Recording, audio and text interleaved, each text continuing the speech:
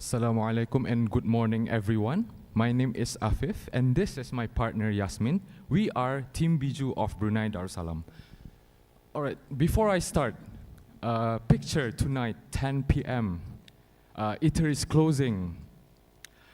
While trays of edible food being thrown into bins.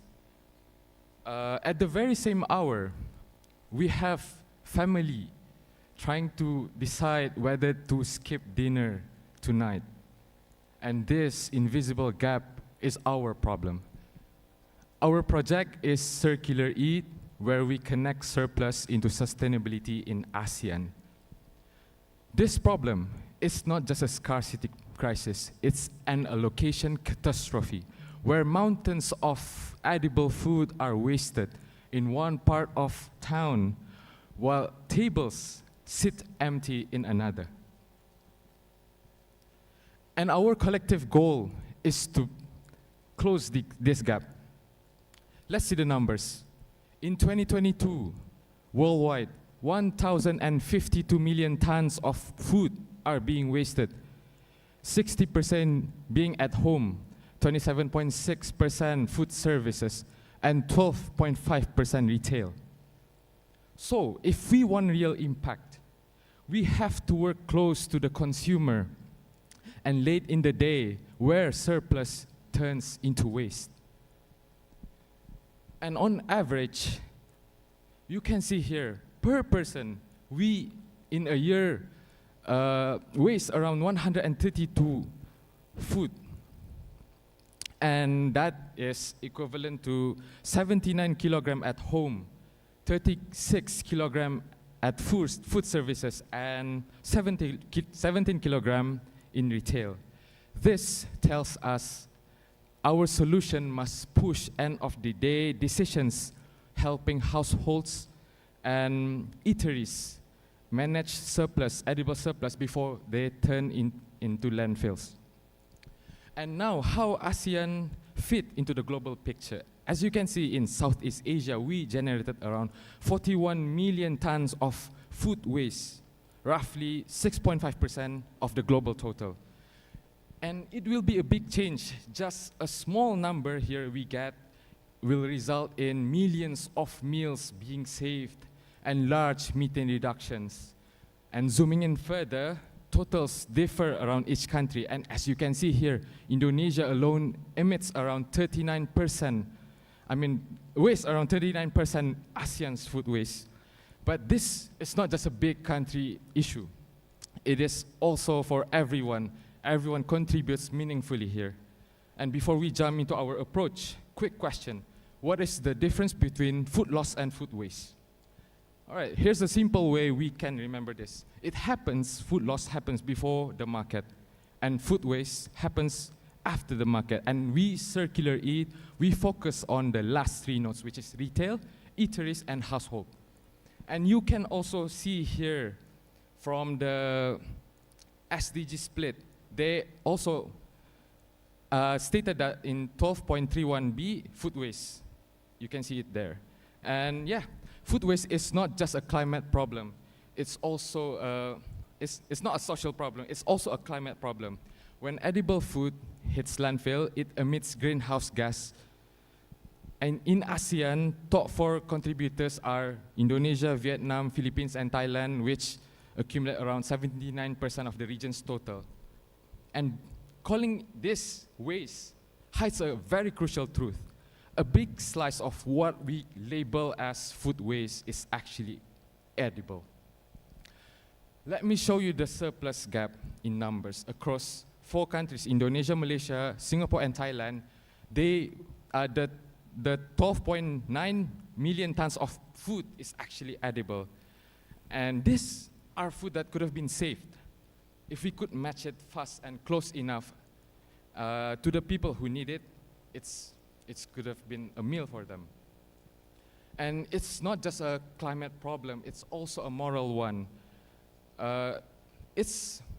When we talk about this, it's a moral failure as we allow millions to starve while edible food is binned. the paradox becomes sharper when we see the numbers. Despite the visible surplus, hunger still persists in ASEAN. Laos, Indonesia, Myanmar post the weakest scores in the GHI 2019. Undernourishment 9.4% in the Philippines. Child wasting peaks at 10.2% in Indonesia. Stunting in Laos 33.1%. Under 5 mortality top 4.6% in Laos. We should make surplus side by side to those in need. Make it a default, not an exception. We have abundant surplus, yet people still go hungry. How might we solve this reliably, safely, and at scale? Here's the solution we built. So, Circular It is our solution. For your information, we actually launched this, so you can browse up at circularit.com. So, Circular It is a revolutionary platform to tackle food waste and food insecurity, all within few steps. Think of Circular It as a Robin Hood of surplus food. Robin Hood is actually a legendary folk hero that stole from the rich and gave to the poor. But here, we don't steal from the vendors, we actually save, we rescue what would be wasted. So vendor is our sidekicks, eateries, retails. So vendors, this end of day surplus in second and recover revenue and cut disposal costs. And beneficiaries, especially underprivileged household, can find quality last hour deals nearby, pay online, and collect with a pickup code. They can save money, reduce waste, and support local businesses. Let me walk you through the beneficiaries features. So this is the search bar. We make it very efficient so that people can just use my location and they can see what's within their location. And then this is the store tab. So you can find the item available there, and you can also browse the item or vendor and instantly filter using the category filter. And when you buy, you can also buy to donate so that those who need it can just claim. And this is the donation tab, similar to the store tab. And for every user, we show them the impact that they are making. So in user profile, we have your impact section, which shows the item shared, the total donation that they have made, or the item that they have rescued, and the number of carbon dioxide avoided, which is the estimated emission avoided. So we take from the UNEP, which is 2.5 kilogram of carbon dioxide is equivalent to 1 kilogram of food, and the number of people they help when they buy to donate. And this is the vendor side. So on the dashboard, the vendor can have a quick snapshot of the performance and inventory. So vendor can see the gross sale before the fee platform and the number of items they have created, as well as the completed orders, excluding the cancelled, void, and refunded orders, and as well as the emission estimated. And this is the inventory. So we also created a bulk upload item so that it's easier for busy kitchens. And this is the report, so people can, the vendor can track their sale and activity, so they can see the total before fees, total fees charged, gross minus the platform fees, and the number of completed orders. And then this is our project timeline. In 2025, we focus on research, platform design, and MVP development. And 2026, we want to do compliance safety, pilot validation, refinement, and launch readiness. 2027, we want to do public launch, vendor acquisition, drive user penetration, and initial impact metrics. By 2028, we want to scale it geographically across ASEAN. And by 2029, we would like to have our final SDG impact report and sustainable model and replication of the blueprint. And this is our strategic alignment execution. We are focusing on SDG 2, 3, 10, 11, 12, and 13 and 17, as well as SCC, AEC, focusing on MSME, digital economy, and food safety. So we hope for a partnership with a local government and ASEAN government to actually make this platform work for ASEAN. Thank you. Thank you, Team Bijo, for a very insightful presentation. Now, let's begin with a 5 minutes Q&A session. Judges, the floor is yours.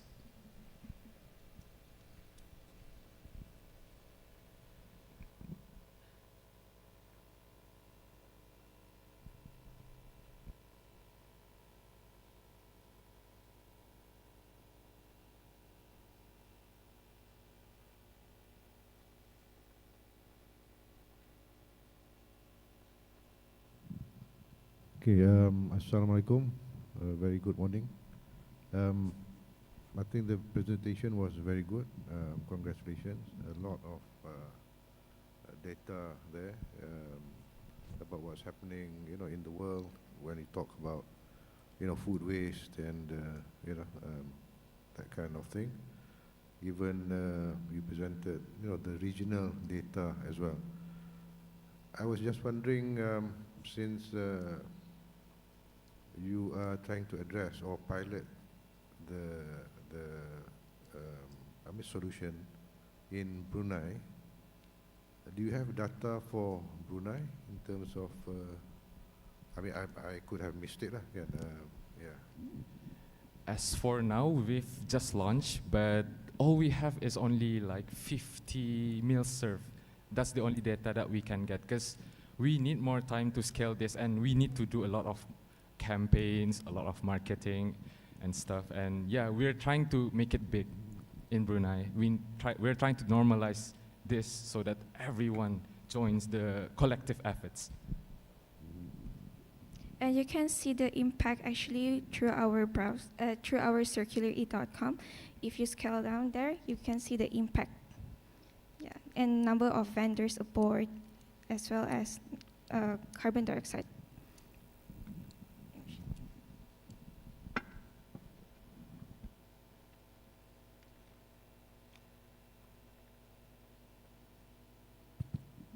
Hi, good morning. Thank you for your very good presentation.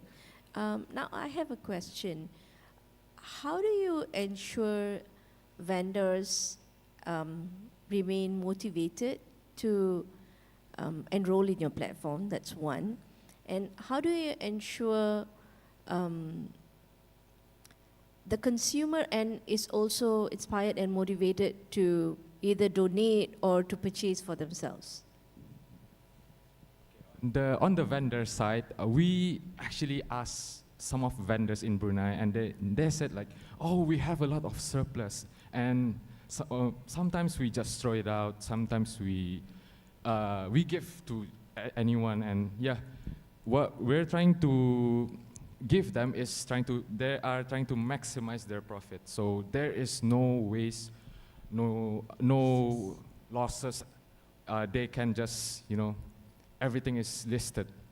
And for the consumer side, we also ask like our friends, students, like, okay, they like this because we are broke student, and then, oh, we need this discount. Oh, maybe we have like a budget of $5, and I really want to eat a lot of food. And then, oh, here's a ayam penyet, costs like $2 only because it's on 50% discount. And that encourages them to purchase. And also, we also offer them, if they don't want to eat, you can donate. And it will be listed in the donation section. And then, oh, there's a free food, and anyone in need can claim easily.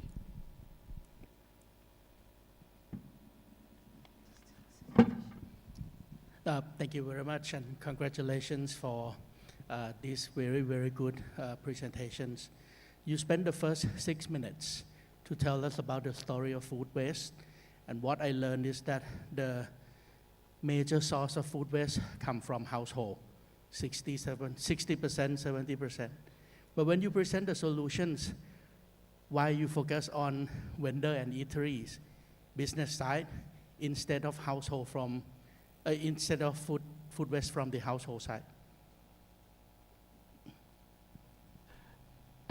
On this side is our website is not just to, for businesses to generate money, just for everyone to use for the business side. We also provide education because we have this one to be implemented feature where it's education hub, and we as developer, we cannot control household waste because it's consumer behavior. Like if they want to eat more and they don't think about, oh, am I gonna finish this? Am I gonna finish that? And we need to educate them that there are a lot of people that need this food. Why would you want to hoard everything while on the other side people are starving? And yeah, we need to tell them because that's all we can do. If we don't normalize those behavior, it will be continuously be there for like 100, 200, 300 years. That's the missing link. You forget to present, right? You present a lot on food waste origins, and then you skip to, okay, I will deal with the business part. You just forget to tell us why we don't focus on the household because of the behavioral, because of the thing that you just present, you just answer in the Q&A sessions. You better put it in the presentation, right? Thank you, Team Bijo from Brunei Darussalam.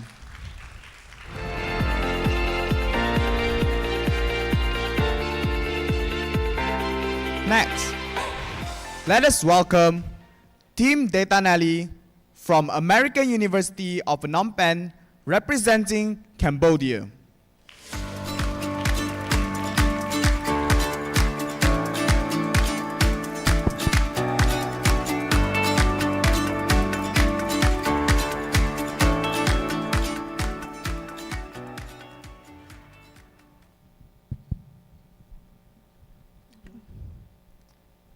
So, good morning, judges and honored guests. We're Team Data Nali from Cambodia, and our project begins with a simple question. How much waste does ASEAN actually produce, and where does this go? As we explored, we found that ASEAN's waste comes from our consumption habits and resource management. This inspired us to create a project called Promoting Responsible Consumption and Waste Management in ASEAN, focuses on advancing the circular economy by using data and technologies to directly support Sustainable Development Goal 12. So let's begin with some context. ASEAN's population grew from 612 million in 2013 to 685 million in 2024. This rapid growth means more consumption and more waste. Currently, municipal solid waste is a major concern. In 2016, it reaches about 150 million tons, and by 2030, this number is expected to double. If nothing changes by 2050, it would require us 3 Earth resources to sustain our lifestyles. So municipal solid waste come from our daily activities such as modernization, industrializations, and businesses. And as you can see on this line graph here, as the population rises, so does the waste productions. Yet the 2 most common methods to handle this waste remain open dumping and open burning, which not only affects us, but also those in the water and cause air pollutions. Currently, we are in the linear economy habit, which we extract, use, and discard. This clashes with the circular economy, which aims to minimize waste. And so these conflicts are one of the potential challenges that prevent us from achieving SDG 12. So now let's dive deeper into this problem with using data. So as you can see here, the green bar chart shows the top ASEAN countries that generate the highest municipal solid waste, while the red chart compares all the 10 nations. And from this, we can see that Indonesia is the highest generator in the region with 64 million tons. However, for daily generation per person, Singapore is the highest with 3.76 kilograms. And even in terms of e-waste, it also tells a similar story. Indonesia is the highest generator overall, but Singapore is the highest in terms of per inhabitants generation. So this shows that population size matter. Even a small amount of waste daily can add up to a massive amount over time. And when we look at the compositions of waste, paper and plastic make up a huge problem everywhere. across all the nations, followed by other varying materials such as rubber, glass, construction debris. And this highlights highlights each nation's lifestyles and their consumption habits.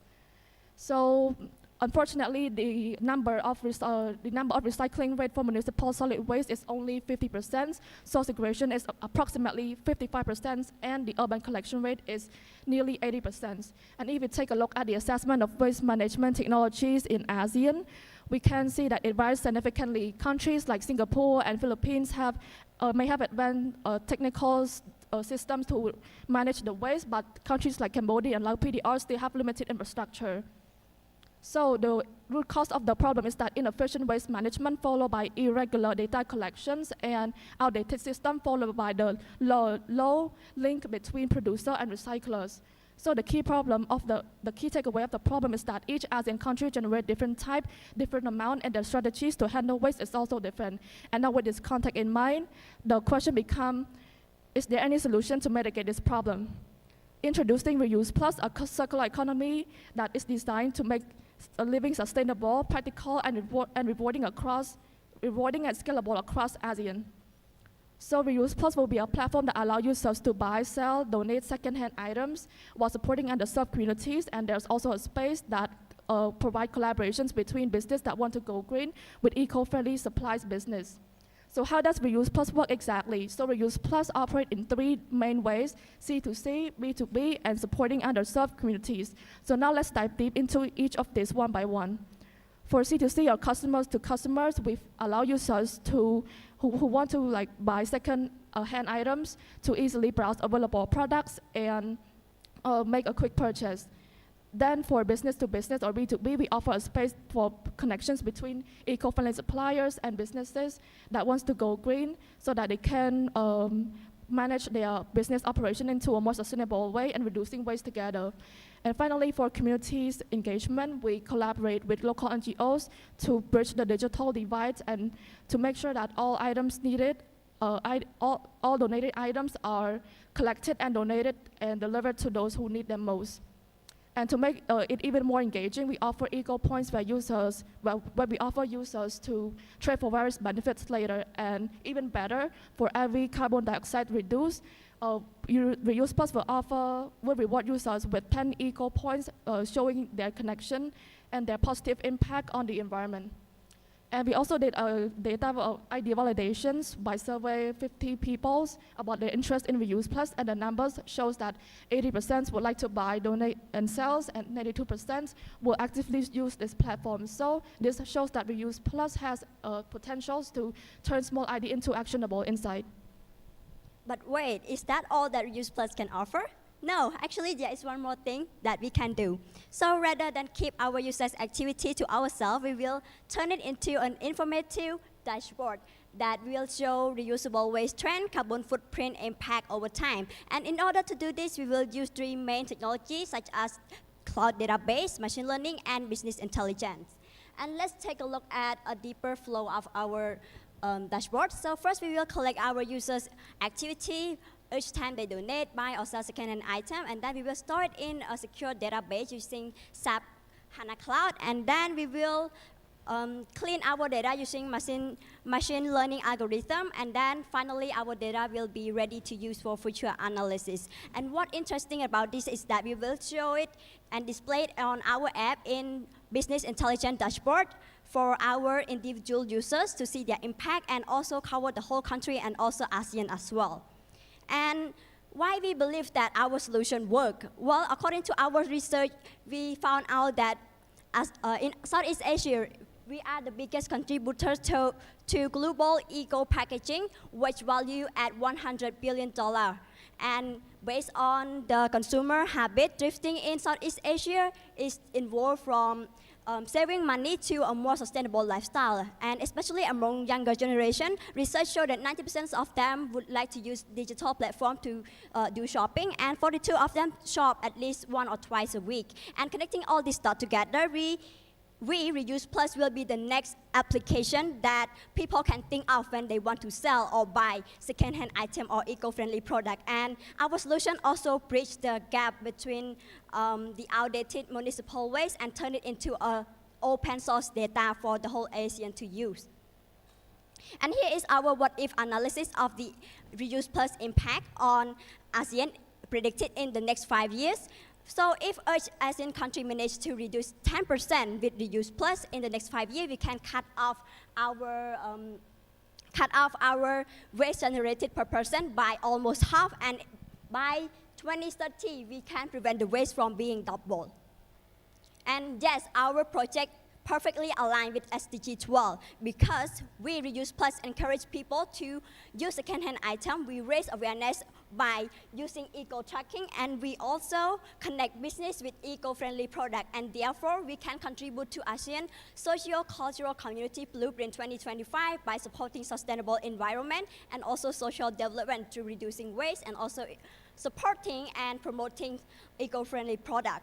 And we also support ASEAN Economic Community Blueprint 2025 by supporting SME by providing them a platform that connect them with their consumers who are looking for sustainable product. And we also support sustainable economic development by promote the concept of recycling. And yes, in order to achieve this project, we need a lot of help. The help from you, who will be our users and investors. The help from NGO, our future partner. The help from environmental organization to be our insight provider, and other software providers like technology providers like SAP HANA, and also local service provider like delivery service and local banks. And here is our roadmap of implementation. The first year implement in Cambodia. So the first phase, we will trying to finish our app developing.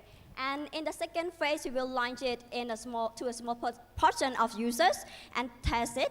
And then we will, in the third phase, we will integrate machine learning and BI dashboard. And lastly, we will expand it to across Cambodia before we expand it to the ASEAN.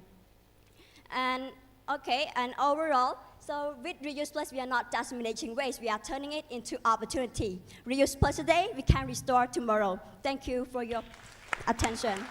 And questions are welcome. Thank you, Team Dadanali from Cambodia, for your amazing presentation. Now, let us proceed with the Q&A session. Judges, you may begin.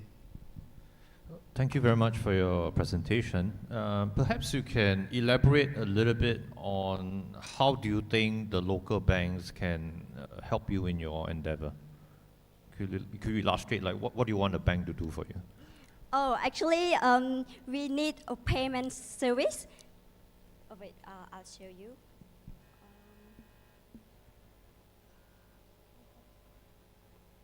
Wait.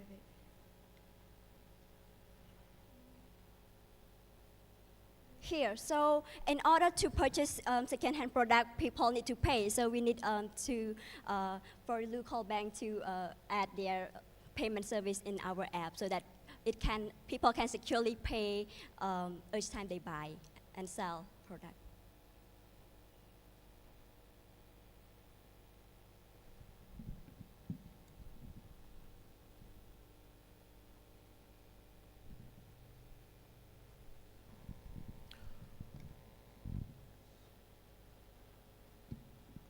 Okay, thanks for the presentation. I was just curious, throughout the process of analyzing the data, what was the most surprising thing that you discovered, and how were you able to validate that with your target beneficiaries? Can you repeat the question again, please? I'm saying throughout the data analysis process, right, what was the most surprising aspect of the data that you analyzed? The most surprising part was when the waste compositions. So like when we do the annual waste generation, it shows that Indonesia is the highest municipal generator, but when we do the waste composition, it varies by type of waste, such as plastic. It could be Cambodia as the highest generator, but when we look at the construction debris, then it could be Singapore. And by using all this analysis, we've managed to find like one main challenge is that each ASEAN country generates different types and different amount. And so we try to think of a solution that is scalable more than one ASEAN country.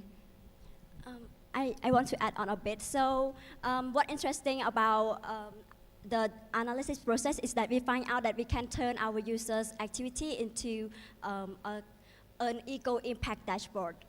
Like, okay, here you can, as you can see, so we can turn their activity into an actual data dashboard that they can see their own impact each time they are making. So this is very special.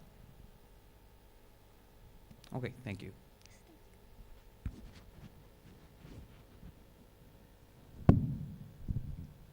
My question would be, what do you foresee as a challenge or barrier to progressing this app forward?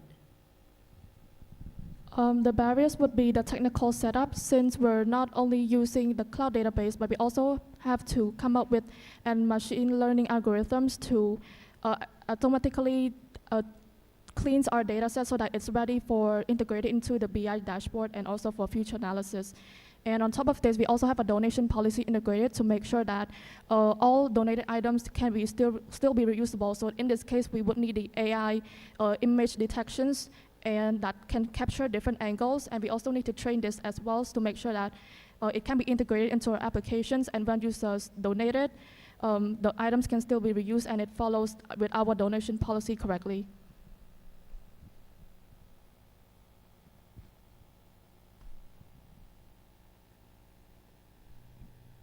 Any more questions from the judges?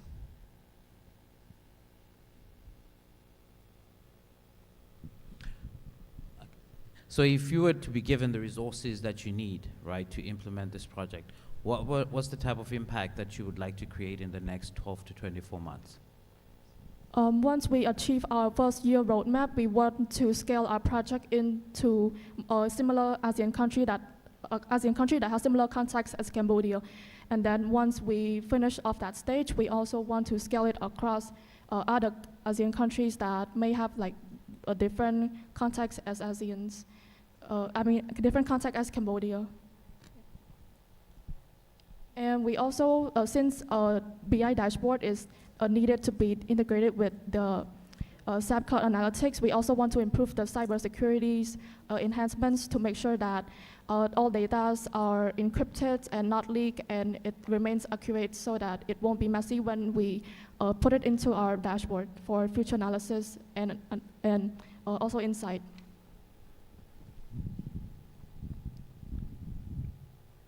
Thank you, Team Data Nali, for your amazing answers.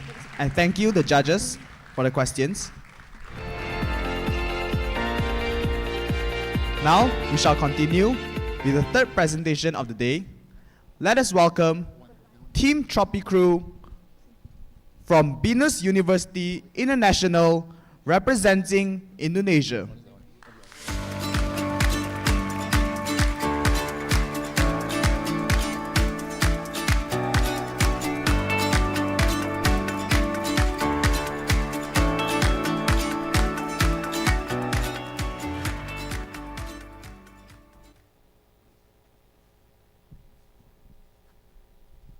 Good morning to you judges from Team Tropicrew. My name is Ilham Misordana and this is my teammate Kenneth Kurniawan. And today we are here to present about our topic, that is digital defense against stunting, unlocking child potential.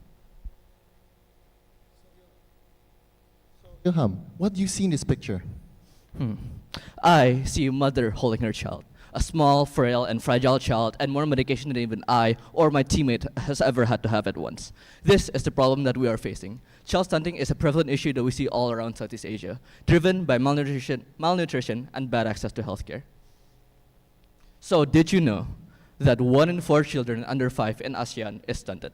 This means that 1 in 4 people will lose their chance at a normal life and are fighting issues and illnesses all the way to adulthood, and that's even assuming they make it to adulthood. Stunting itself specifically refers to the first 1,000 days since child conception. However, everything after that becomes general child development. But why should we stop at stunting when we can do so much more? So with this in mind, we have SDGs number 2 and 3 as our main focus, as they both tackle our main subject, that is child stunting. So as I've mentioned before, there is a correlation between the infant mortality rate as well as child stunting, as shown in the green line. However, there are some discrepancies here. Like in Myanmar, where I can see the bar graph, it says that the rate of infant mortality is way higher than of child stunting, as shown in the green line there. But this is due to another connected issue, and that is that stunting itself shows disproportionately higher in rural areas and countries like Myanmar and Timor-Leste, as you can see as well in the correlation coefficient graph at the bottom right. So here we have our prediction for the future, where we can see how stunting will evolve until 2029 without further notice. And if we don't do anything about it now, it'll only rise by then. We use polynomial regression to get this data, with our RMSE's average being 0.11. This means that our data is very well backed, and an RMSE value of 0 means that it is a perfect fit. So here we can see the problem from a systems thinking point of view, where we can see the problem starts with poverty, leading to food insecurity, which then leads to malnutrition. Malnutrition then leads to child stunting, and then that leads to physical and cognitive regression. This in turn negatively affects adult productivity, which then adds to poverty itself. And even with government intervention, as shown in the blue circle, I'm afraid it's not enough to call the cycle. Therefore, we have our solution, NutriSense, with all of our features here designed to tackle a specific problem in the cycle with the hopes of culling child stunting itself in Indonesia and hopefully all of Southeast Asia. So Ken, can I ask you to explain more about our solution? So without further ado, we would like to introduce to you guys our Nexus system, our Nutritional Express unmanned supply. So our solution combines two forces, NutriSense and Nexus, where NutriSense handles health detections, learning, and consultations with doctors, while Nexus makes it real, delivering food, nutrition, and medicine physically to every home that needs it. Together, we close the gap between diagnosis and delivery. Our AI symptom checkers allows families to detect malnutrition symptoms early and connects instantly with real doctors. Meanwhile, NutriScan uses AI vision to scan any food that you have in your refrigerator, on your table, any place, and suggest you the best nutrition food that you can make anytime, anywhere. So the growth tracker follows each child's health using height and weight using WHO standards and alerts parents if anything seems off. The Learn page turns into an education, into empowerment, short lessons that makes health simple, and also fun games for kids to play. Mr. Ralph, your belief that education is the root of progress shaped this idea because we don't just want families to survive, we want them to learn and understand how to thrive. The stunting heat map shows real data at risk areas, guiding where help should go most. And through our locker pickup, with a simple QR code and PIN code, you can access your nutrition anytime, anywhere, which we will show you later. And as Mr. Eugene often emphasizes, real impact is measurable. Every scan, every delivery, every child helped is counted. Every family gets their own personalized profile page to track their health records, doctor visits, and nutrition logs. And with Mode Switch, mothers can activate Mother Mode, focus on the first 1,000 days of a child's life. And Mr. Ahmad, your passion for empowering mothers in the community inspired this, because you've shown us that every strong nation starts with a strong mother. Pregnancy Mode supports mothers using health trackers, baby growth trackers, and emergency SOS, specifically for mothers that are pregnant, connected to the hospitals. And now let's talk about our Nexus drone, our smart delivery ecosystem. Each drone flies with precision, reaching mountains, lands, cities, villages where roads disappear. They are more than just machines. They are a lifeline in motion. Flying through storms, across rivers, carrying the most valuable cargo in the world, a child's chance to grow healthy. And on ground, our locker are always ready, solar-powered, secure, accessible. Simply scan a code and nutrition is on the way. So every locker is designed for durability, powered by sunlight, and built to stand for years.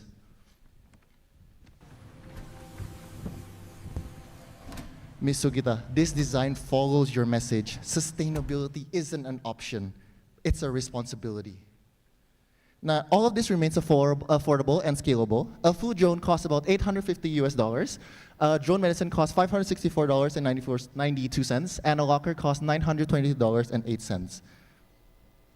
After a digital consultation with NutriSense, Nexus will determine the best decision, whether it's offline using drones or lockers, and ensuring care reaches families faster than ever. And urban areas gets this is our deployment strategy, where urban areas get high access lockers near clinics and apartments, while rural areas rely on solar lockers that works completely off-grid. It's inclusion in its truest form, powered by the sun, driven by purpose. This is our urban area UI for urban areas, simple, user-friendly, and welcoming page. Next. And this is the rural tablet version. Offline, simple, built for low-tech communities. In cities, drone complement logistics. In rural areas, they replace distance with connection. They make healthcare not a privilege, but a right. Our regions with no connectivity, we would like to introduce to you NutriPost, a solar outpost where volunteers and health workers connect NutriSense offline. It also has doctors, free basic medicines, child growth, and solar-powered manual operation, as well as our offline Nexus system, which is our Nexus Locker. They have the new nutritional supplements in stock today. That's good news. My wife needed those. Good morning, everyone. Welcome to NutriPost. Good morning.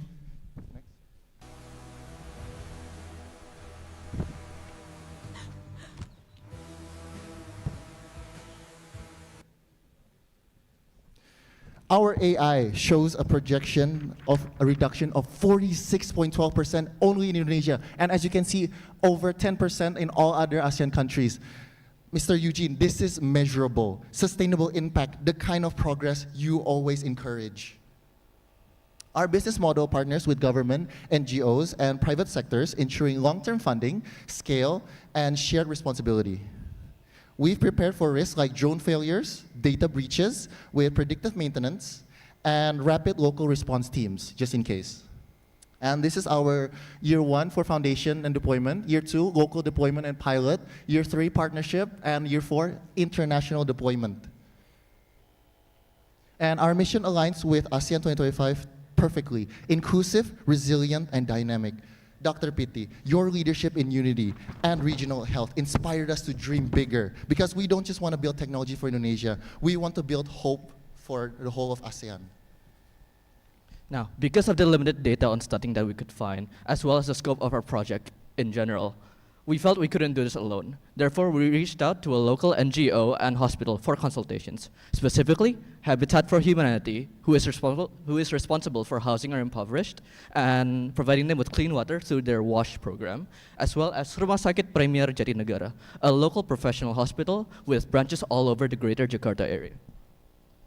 With their help, we added features such as integration with existing government systems, specifically Satu Sehat, which keeps track of medical records of Indonesian citizens, and collaboration opportunities and case study area with Habitat for Humanity, where they can help us with general guidance for dealing with impoverished, as well as case studies.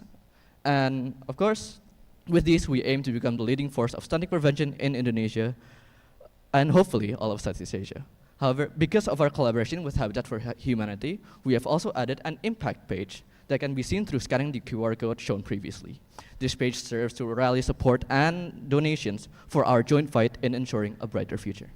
Thank you, esteemed judges, for reminding us that change starts with courage and compassion. With NutriSense and Nexus, we're not just solving a health crisis, we're rewriting the story on how care reaches people. Because hope doesn't just wait.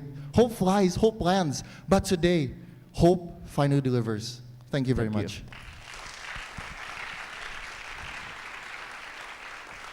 Thank you to Team Tropi crew from Indonesia for an amazing presentation. Now, let us begin the Q&A session.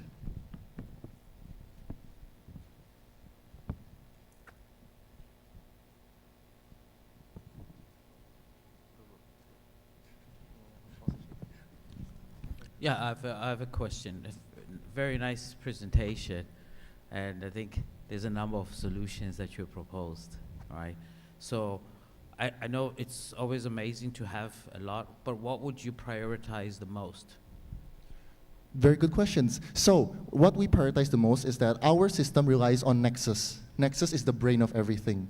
It's the UI, it's the lockers, it's the drones. So that's our prioritizations, and also NutriPost. So those are the two things, NutriPost and Nexus, because that solution is tackling urban and rural areas. Since we correlate before that some of the incidents that happen with stunting happens in urban and rural areas. So we're trying to focus on both. We just don't want to focus on one area and the other area just forgotten. However, first things first, to completely maximize impact, that's why we partnered with Habitat for Humanity, because they provide case studies and key focus areas for implementation to make sure that our system works and has a scalable impact that can be seen throughout everywhere when we scale it up to Indonesia and then hopefully all of Southeast Asia. Okay, thank you for sharing. One last question. In terms of, there was the data that you showed, right? I think, how were you able to validate that data with real incidences on the ground, right? How are you able to identify what are the challenges that impact those communities that are in last mile settings, that stunting is the biggest challenge? How did you validate that? Well, so for validation, that's also why we partnered with Habitat for Humanity, because stunting itself has very limited data across all of Southeast Asia. Therefore, we wanted to see for ourselves to see if this truly is that big of a problem as we found out. And that's why we had a case study to go to a certain area in northern Tangerang area in Indonesia, where we went there to see for ourselves the community there and see where we can help. And talking to the people there, conducting interviews, as well as talking to higher-ups within Habitat for Humanity, we have garnered that our solution itself can have a big impact. They have the Thank you for your presentation. Now, my question is, the idea is a great idea, but it is also a very resource-intensive idea. How do you potentially are looking at funding this project and ensuring its long-term sustainability? So very good question, Ms. Sugita. So number one is that we obviously will partnership with governments, NGOs, CSR, as we shown before in our business model. And with our government funding, we're able to basically, from our experience, the prices that we've shown you with the lockers, drones, it's actually very scalable, because not only that it's considered cheap in Indonesia, and it's basically made with parts that are durable and easy to fix. So that is not only sustainable for the future, and our application is everlasting growing, because not only that we use customer feedback on what we want, it's not only NutriSense and Nexus and that's it, no. It's an everlasting growth of application and system. On top of that, we also based our budget on a current ongoing government program called MBG, or Makanan Bergizi Gratis, where their budget highly eclipses our pricing. We hope that answers your question. Okay, thank you for very good presentation, very good information. I just have one question. I think in your presentation you mentioned that one of the biggest issue is actually because of poverty, and this happens all over the world. You know, people when they're in poverty, they lack resources to buy good food and so on. Is there any thought of doing something to address the root cause of the problem, which is actually poverty? So from our research, the root cause of the problem itself usually comes from poverty and bad access to healthcare and food. That's why we believe that in helping with education on top of providing them with key access to healthcare and food, as shown in our system thinking point of view here, we hope that this in turn can also affect adult productivity within the country. With more educated youth and growing more healthy and more strong, this can help with adult productivity within the country, and in turn deal with the root cause of poverty in and of itself. If I may also add, the number one thing of poverty is that without money we cannot get food, and without food it leads to malnutrition. So the cycle keeps on going on. So that's why it's the root cause of everything towards, as you can see over there, physical regression, malnutrition, child stunting. Everything relates on the same correlation, same cycle. So everything leads to the next. That's why poverty is one of the big challenges as well. Thank you, Team Tropi crew. And thank you to the judges.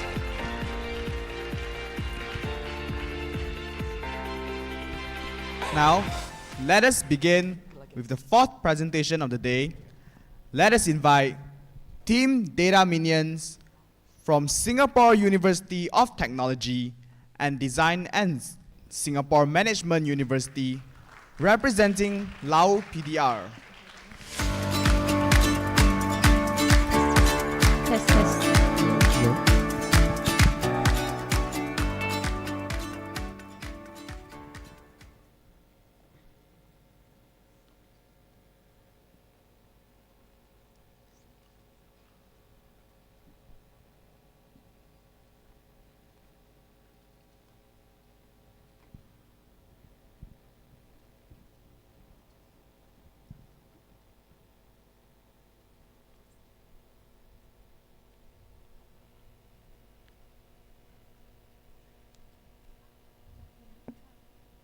It's not a slide. Yeah.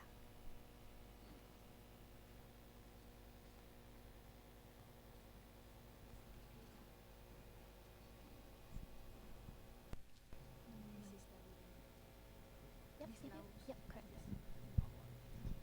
If everyone could hold on for a while, we are currently facing some technical difficulties.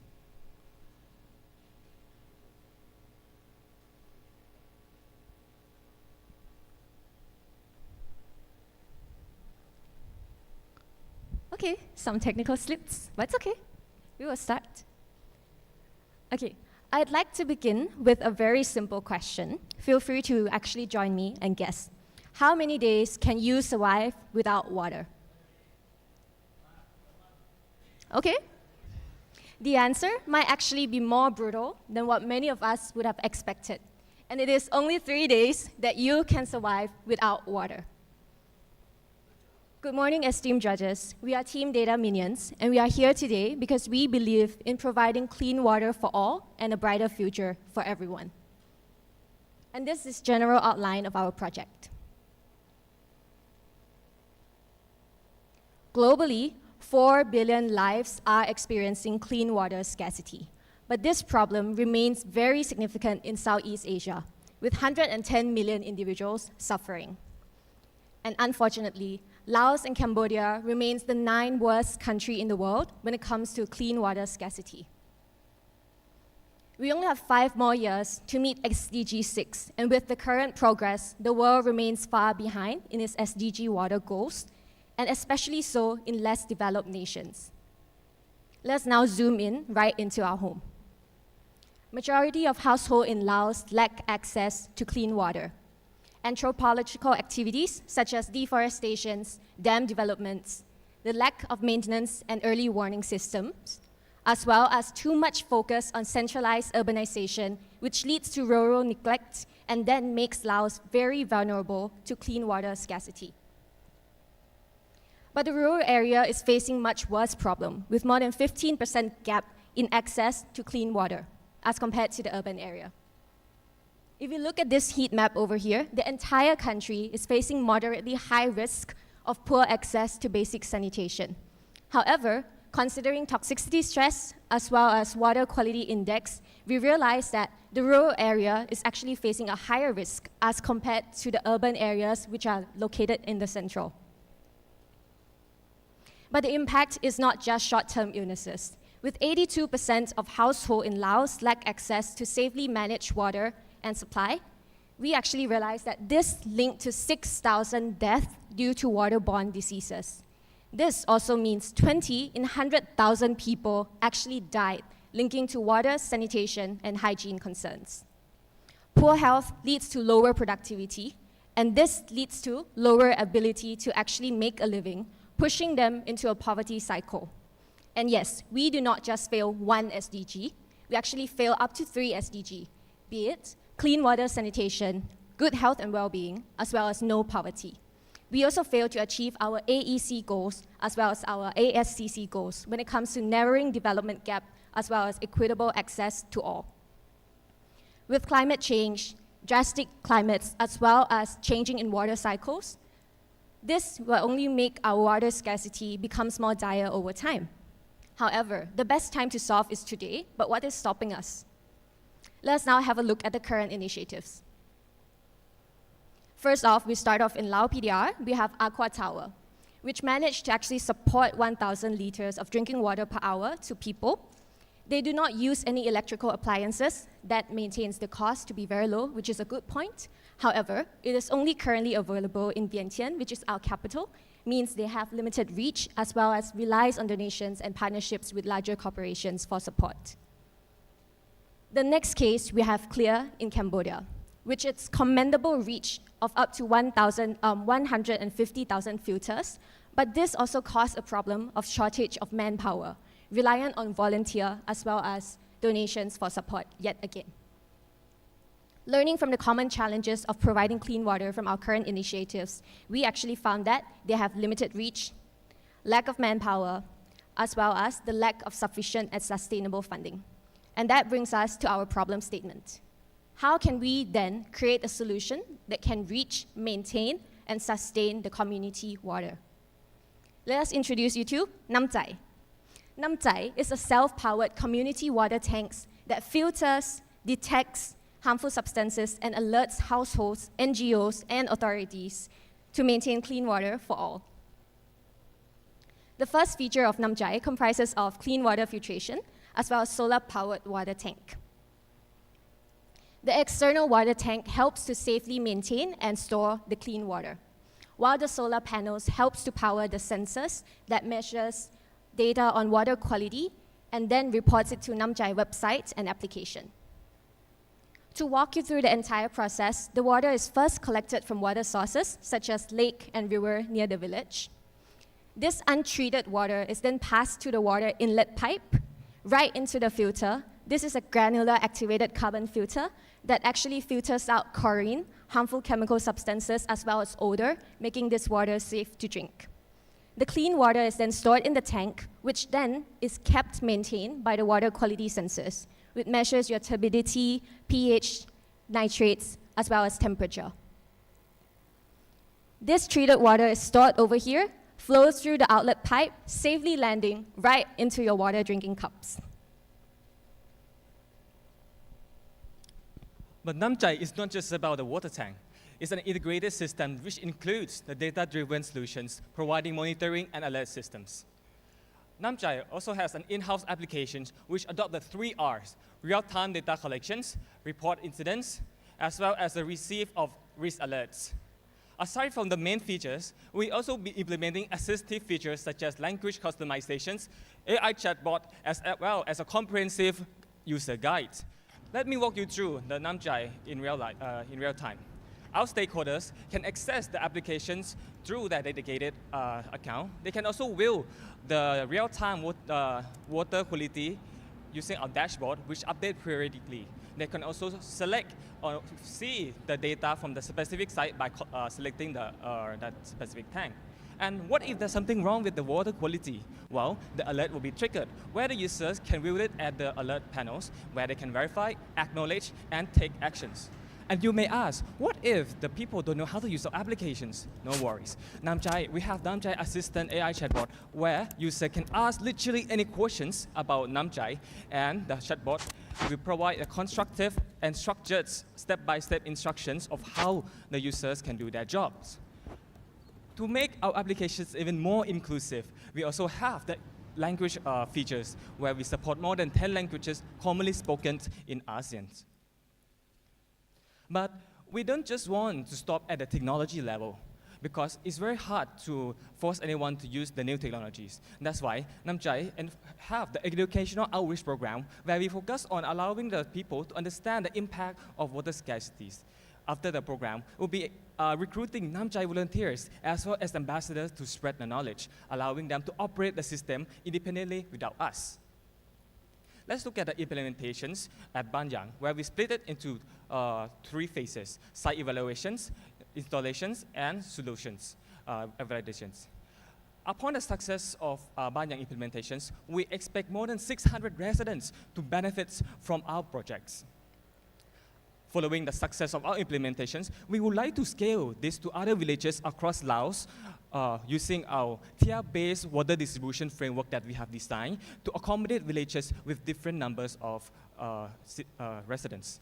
Stakeholder is a key to our success. Namchai and local community is the foundational support, while local ministries as well as corporate partners like SAP will ensure the smooth and sustainable transitions. While in order to take Namchai across the border and make the impact, collaborating with local governments and international organizations is not just important, but a necessity. Namchai is specially designed to tackle the issue related to the 3 SDG, as well as to align with the ASEAN's development framework. Well, of course, there's no solutions without any risk. But rest assured that we have planned the mitigation strategies in the next 10 years in order for us to tackle the risk properly. This is the timeline to our success. First one is the target initiations, where we launch a small pilot program in a small village, where we'll be scaling across the 6 countries with the help of our ministries. And we will be taking Namchai to ASEAN by the year 5. In conclusions, Namchai is an ecosystem, is a clean water filtration powered by clean energies, collaborated with the real-time monitoring and risk alerts, where the stakeholders will be the one that ensure the smooth transitions to the new systems. And of course, in order to make the solutions truly sustainable, the community needs to be empowered and take the ownership of the projects. So, join us. Together, we'll be able to make the clean water scarcity the thing of the past.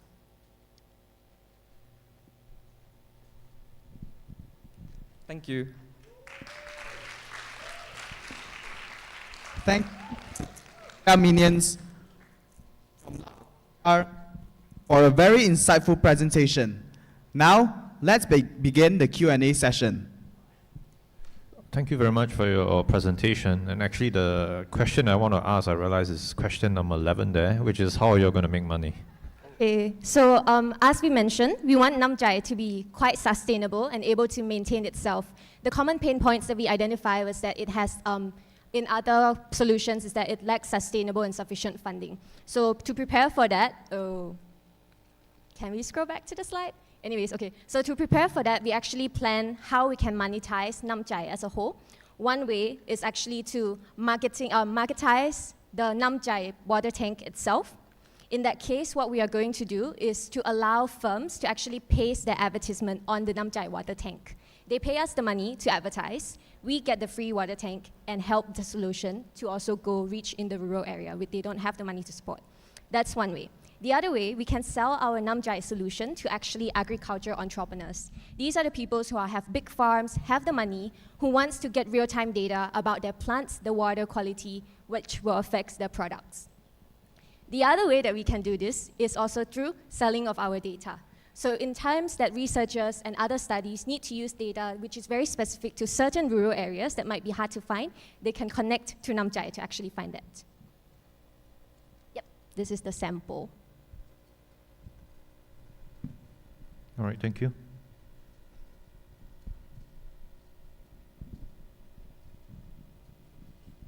I don't have the problems, I don't have the questions, but I really, really like your project when you think about the community empowerment, right? Because in order to make the project sustain, you need the people surround this Namchai water tank in order to help maintain the facilities. So this project is very holistic thinking, simple, yet very possible to implement, and you think it's very, very well round. So thank you very much for presenting this. Thank you so much. Thank you. I think excellent presentation. I will have to agree with Mr. PT on his assessment. Very doable, very simple, empowering the community. I think it's end-to-end, trying to solve the problem, which is a problem in not only ASEAN, but the whole world. I will call you after this on how my organization can probably use this solution in some of our work. But very good, very good. Thank you. Thank you so much. Thank you.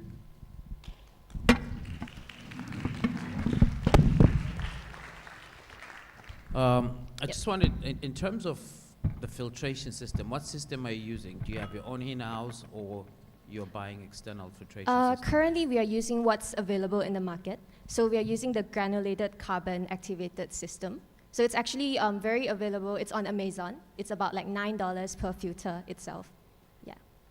Okay. And just a curious question, right? I think, being a solar-powered innovation, did you consider like how many days of sunlight does Laos or Cambodia get in a year, and how do you mitigate like the lack of sunlight to power your solar energy water filtration system? Right.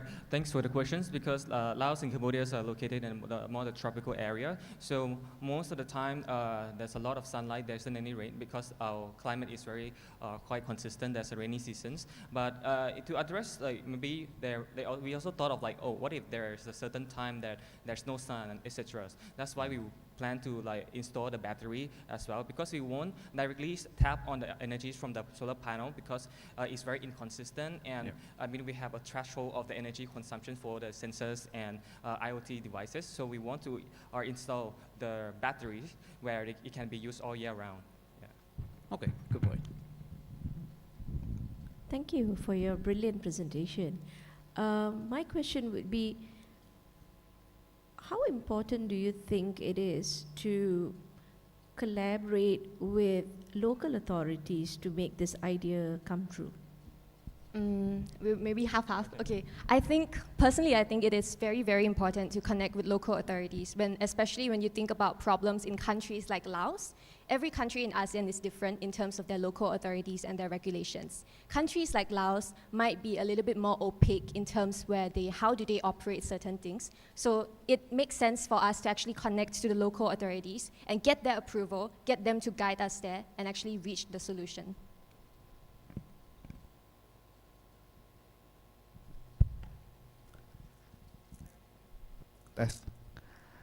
Thank you to Team Data Minions and the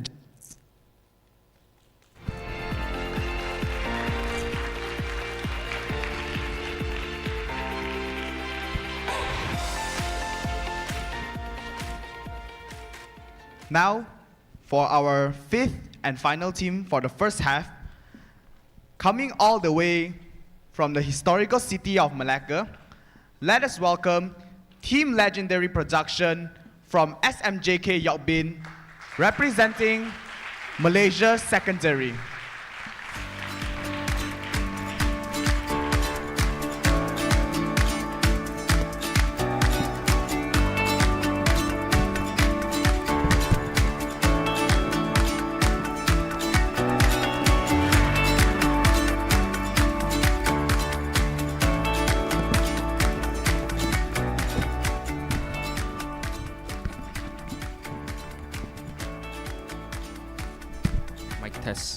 Mic test.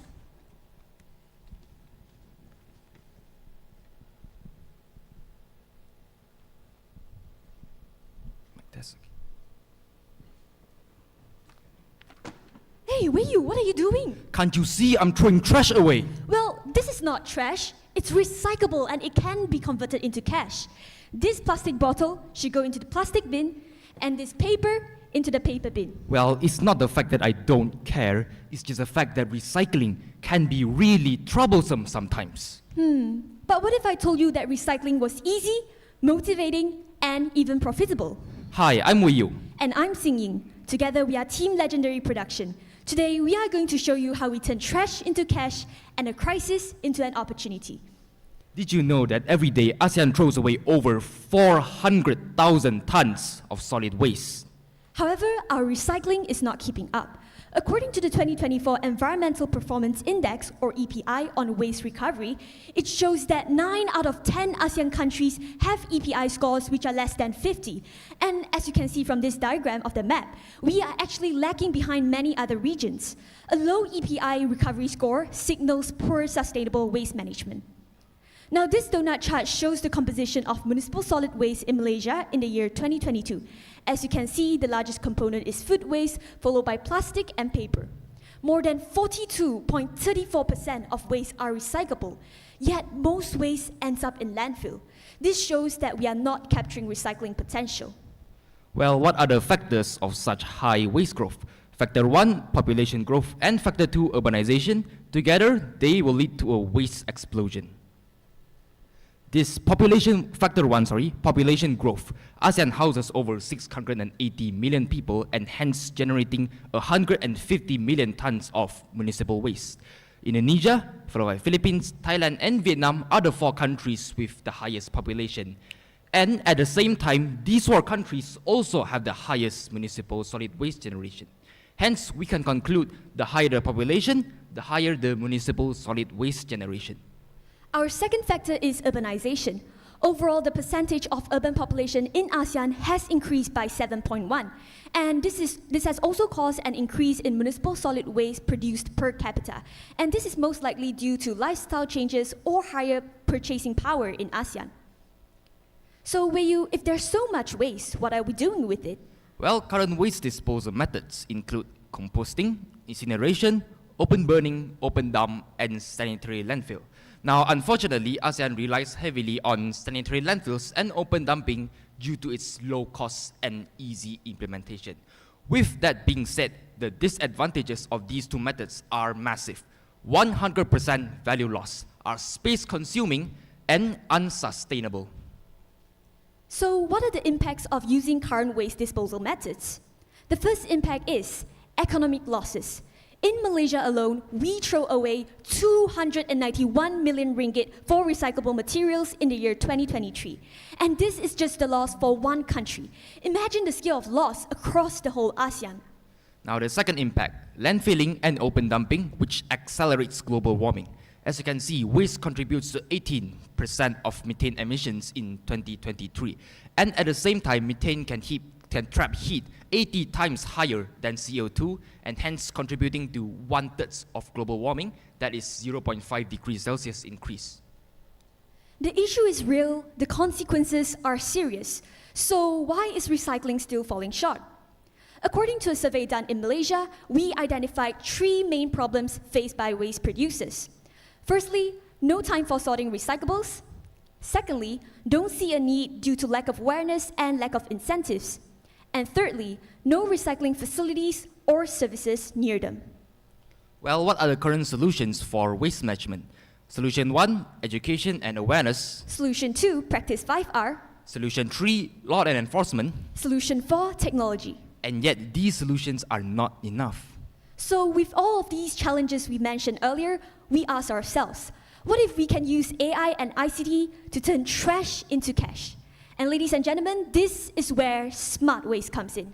So what exactly is Smart Waste? Well, Smart Waste is a mobile app that connects all the stakeholders into a single ecosystem. Smart Waste acts as a bridge that connects users to recycling centers. Well, why use Smart Waste? Because it is a AAA solution: access, accuracy, and awareness. So let's start with the first A, which is access. We help to make recycling more easy and convenient. With our recycling center locator, our app guides users to the nearest recycling center available via GPS. We also have on-demand dumpster service, which dumpsters can be ordered and delivered to your location, and this is very suitable for large or bulky items. The second A, accuracy, which improves efficiency and trust. Our AI-powered waste scanner can help to classify waste by material code, while our recyclable market prices give real-time price updates and materials with their specific listings. Now the third A, which is awareness. We help to motivate and sustain recycling habits because My Rewards allow users to earn points and convert them to cash through recycling. We also have a leaderboard system which allow users to compete at a community level, and this actually helps to boost pride and motivation. And we also have My Environmental Footprint, which tracks total weight and material recycled. So how exactly does Smart Waste bridges these barriers? Well, for no time, our AI waste scanner, recycling center locator, and on-demand dumpster service help to save time instantly. And for problem of don't see a need, we actually help to raise awareness and provide incentives through My Environmental Footprint and My Rewards. And for no facility or service, it is made visible and accessible with our recycling center locator and on-demand dumpster service. When these are put together, the impacts are astonishing. If just 20% of total municipal solid waste are recycled via our app, we can reduce 30 million tons of waste sent to landfill. On top of that, 9 billion worth of hidden economic values recovered. And with the usage of mobile apps, it is estimated that the willingness to recycle will increase by 30%. Assuming we just hit 1% of adoption rate across all ASEAN, there will be 6 million users achieved. Our solution also aligns with ASEAN's social, cultural, and economic blueprints. It also complies with SDG 11, 12, and 13. Great solutions cannot sustain without amazing stakeholders. So this is why we'll work together with 5 main stakeholders. Firstly, which are citizens or us. Secondly, tech players for data analysis and also mobile app development. Thirdly, recycling players so that they can help us process recyclables into new materials. Fourth, NGOs to use their current recycling centers and also help to organize campaigns to raise awareness. And fifth, which is government and regulator, so that smart waste will align with national waste policies. So this is our implementation plan. For the short-term vision, phase 1, we are focusing on encouraging users to recycle, and that with it, we are giving rewards for household, and that way there will be a behavioral change. And as participation increases, we will move on to the second phase, which focuses on data transparency. Because as our participation increases, more and more users will use our app, and this way we can generate quality data on waste management. And this actually helps to solve one of ASEAN's biggest issues, which is the lack of accurate and verifiable data on waste management. Lastly, our long-term vision, which is focusing on transforming recycling into carbon credits. This is because it is a tradable credits on ASEAN carbon markets, and hence smart waste will become a digital backbone for climate finance. So this is our 10-year implementation plan, which is divided to the 3 phases we mentioned earlier. Firstly, it involves the system development and pilot launching in Malaysia. Our second phase, which involves scaling up and system optimization. That way we are expanding to cross-border, which is Indonesia, as well as giving system enhancement and real-time data platform. And our third phase involves ASEAN rollout and acquiring carbon credit certification. Our solution is built to work, built to last, and built to grow. Built to work, it is feasible technically, operationally, and financially. Built to last because smart waste is sustainable through 4 revenue streams. Firstly, transaction fees from recyclable trading. Secondly, analytics and data insight services. Thirdly, corporate sponsorships. And lastly, sales of carbon credits. Last, built to grow. It is scalable across ASEAN, phase 1, Malaysia, phase 2, Indonesia, and phase 3, all ASEAN countries. It is made possible due to the high smartphone penetration across ASEAN that is almost 89% of internet users in 2023. So, ladies and gentlemen, in conclusion, smart waste isn't just an app. It's something that turns recycling into a habit. Because the real solution is not in landfills, not in incinerators. The real solution is in us. In you. Let's turn waste into worth. Let's turn trash into cash. Thank you.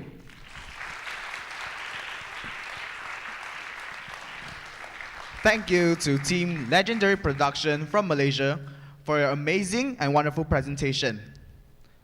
Now, let the Q&A session begin.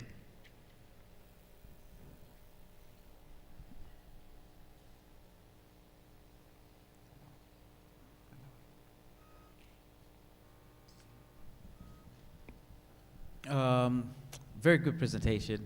Thank you, sir. for sharing that. One key question is, I think this is an interesting solution.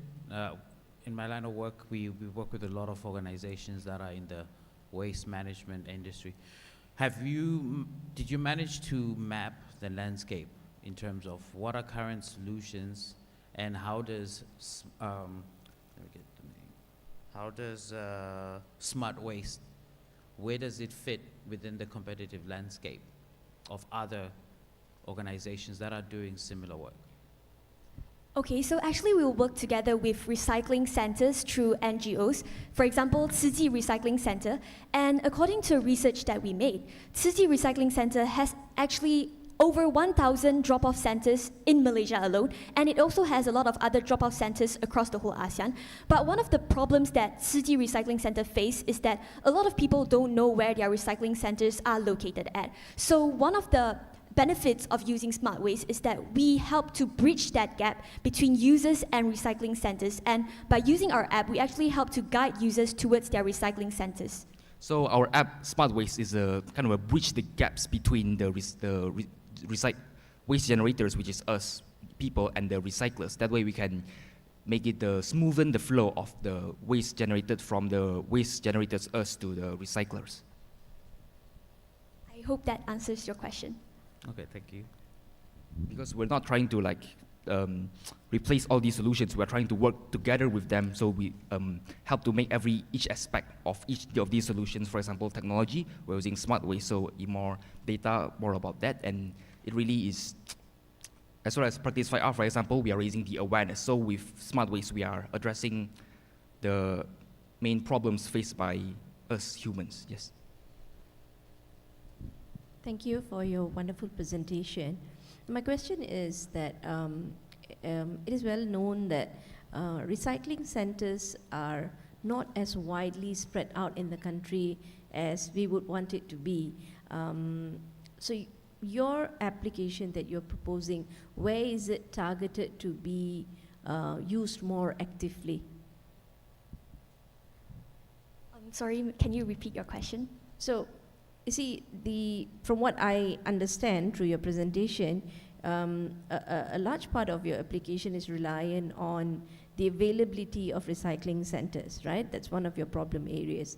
And where there are not enough recycling centers around the country, especially in the rural areas, how would your app work? Perhaps that could be the question. All right, thank you very much for the question. So we actually have a feature which is called dumpster services. So for example, if there isn't a recycling center in a specific rural area, the users can actually order the dumpster to their house, and then the dumpster will actually be sent to other recycling centers. So actually, the waste from rural areas can actually be sent to other areas with recycling centers. I hope that answers your question.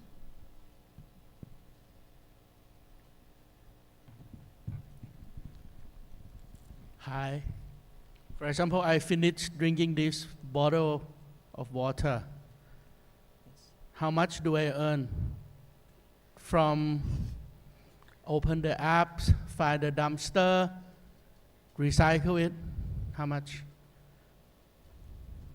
All right, so actually we've done a bit of research for the price of each recyclable material, and we found out that it is estimated that the price for 1 kilogram of plastic bottles actually equals to 2 ringgit and so on, 2 Malaysian ringgit and so on. But actually this rate is not consistent throughout, because this recycling market prices is actually determined by each different recycling centers. So we actually don't have a consistent value of what the price is, but we will improve this as we partnership with more recycling companies, and this way we can know the price for each recyclables through their centers.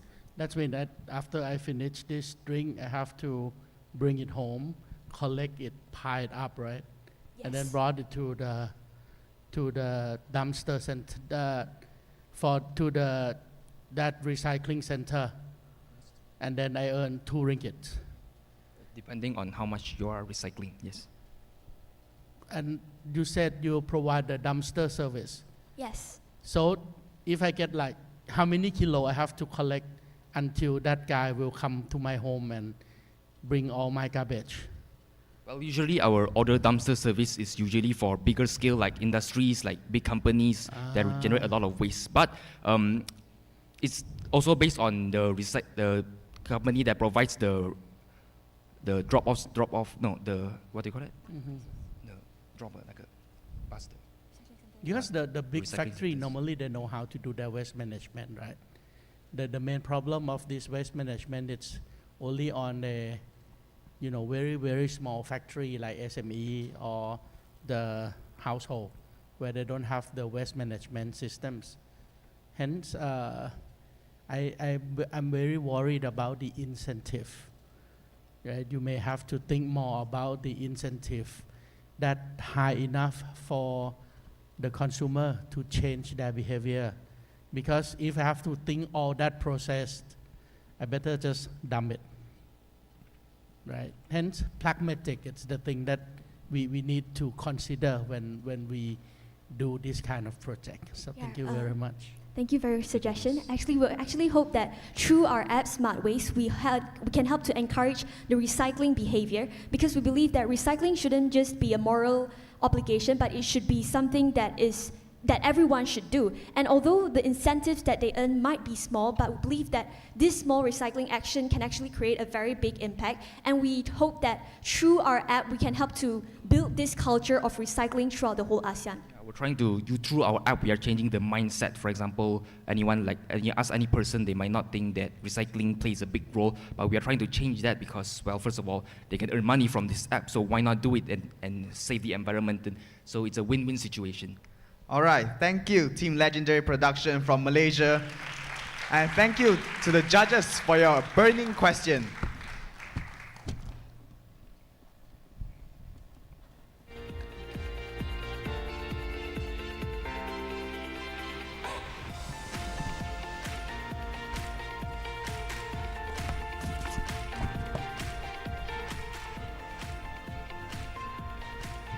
We have come to the end of the first half of the team presentations. We will now have a short 30-minute refreshment break. The refreshment is provided outside. Our VIP guests may leave for coffee break. VIPs and judges, you may leave now.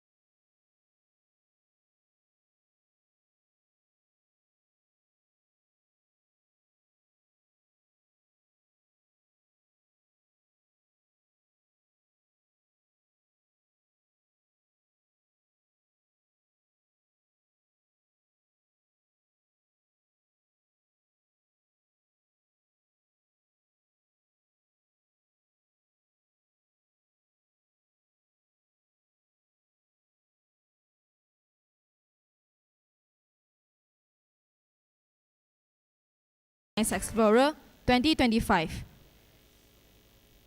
We will now be continuing the team presentations with Team MyKX Lab from Monash University, Malaysia, representing tertiary team of Malaysia.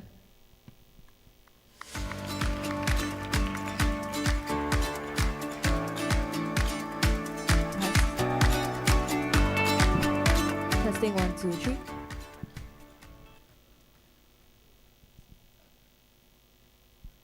Good morning, everyone. Imagine if every piece of plastic you use, every bottle, every wrapper could tell its own story. Where it came from, where it went to, and who gave it a new life. We are Team MyKX Lab, and today we are presenting Green Loop, a blockchain-enabled system that turns waste into value, empowering ASEAN businesses into a truly circular future. In a world drowning with plastics, traceability is the first step towards accountability. ASEAN has made its bold commitment in tackling plastic waste across its entire life cycle. But the harsh truth is, 6 out of the top 10 ocean global plastic polluters are ASEAN countries. Together, they are responsible for more than half of the world's ocean waste. This is not just numbers. It's plastics from our homes, our industries, our rivers, ending up in the ocean. And that was the challenge Green Loop was built for. On average, each person in ASEAN uses about 43 kilograms of plastics every year, and that's almost double the amount of the rest of the Asia-Pacific region. This shows that we are consuming more, but recovering less, a widening gap between what we use and what we recycle. So, we have been using more plastics than ever. Where does it all go? Packaging. Packaging makes up the largest share of plastic used across all ASEAN countries. If we were to make a regional impact, packaging is where the circular action starts. It's everywhere, from consumer goods to exports. When comparing to its regional peers, ASEAN recycling performance falls far behind. ASEAN only recycles 7.88% of its plastic waste, while Japan recycles about 14%, China about 13%, and Korea about 10%. This is not just a gap. It's a missed opportunities worth millions of tons of recoverable materials every year. And the real problem here is not just the lack of plastics, but the lack of the system to bring it back into the loop. So, why can't we bring it back to the loop? Because we can't trace it. Across ASEAN, data on plastic use and recycling remains scattered, outdated, or missing entirely. Only Singapore scores a 5/5 for their transparent, annual, and desaturated data. However, for the rest of the region, data remains irregular or non-existent. This is the challenge we are built for. So, without consistent tracking means no clear picture of who's producing, who is recycling, and who is leaking it into the environment. And here comes our last issue, the ones who can bridge the gap if given the right digital tools. Because traceability doesn't just start at the top, it starts with MSMEs. MSMEs made up 98.55% of all ASEAN businesses. They are not small, they are the main engine of our economy. Yet, their input are often invisible in the national system. That's why we are introducing green financing options for them. Because when it comes to circular economy, most MSME are stuck at the first gear. They want to reduce waste and optimize resources, but most MSMEs, their lack of access for the traceability system and financing, keeping them out from the circular transition. Most MSME, their lack of awareness and they have this high transition issue. We will be providing sector-specific technical support in the future phase. But for now, the challenge is MSME wants to go green, but they lack of capital to start. That's why green financing is the key. We are introducing sustainability-linked loans where it rewards MSME that hits their sustainability goals, helping them to grow their business responsibly. Also with green loans to kickstart MSME's green initiative to build a better waste management system.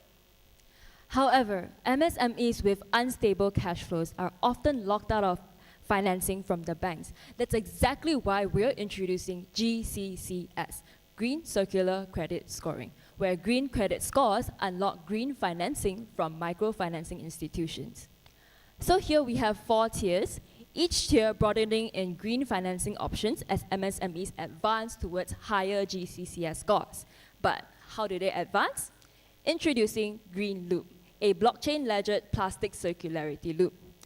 So the loop begins with plastic manufacturers like Spritzer, Colgate, or L'Oreal ledgering their plastic products with a smart RFID barcode.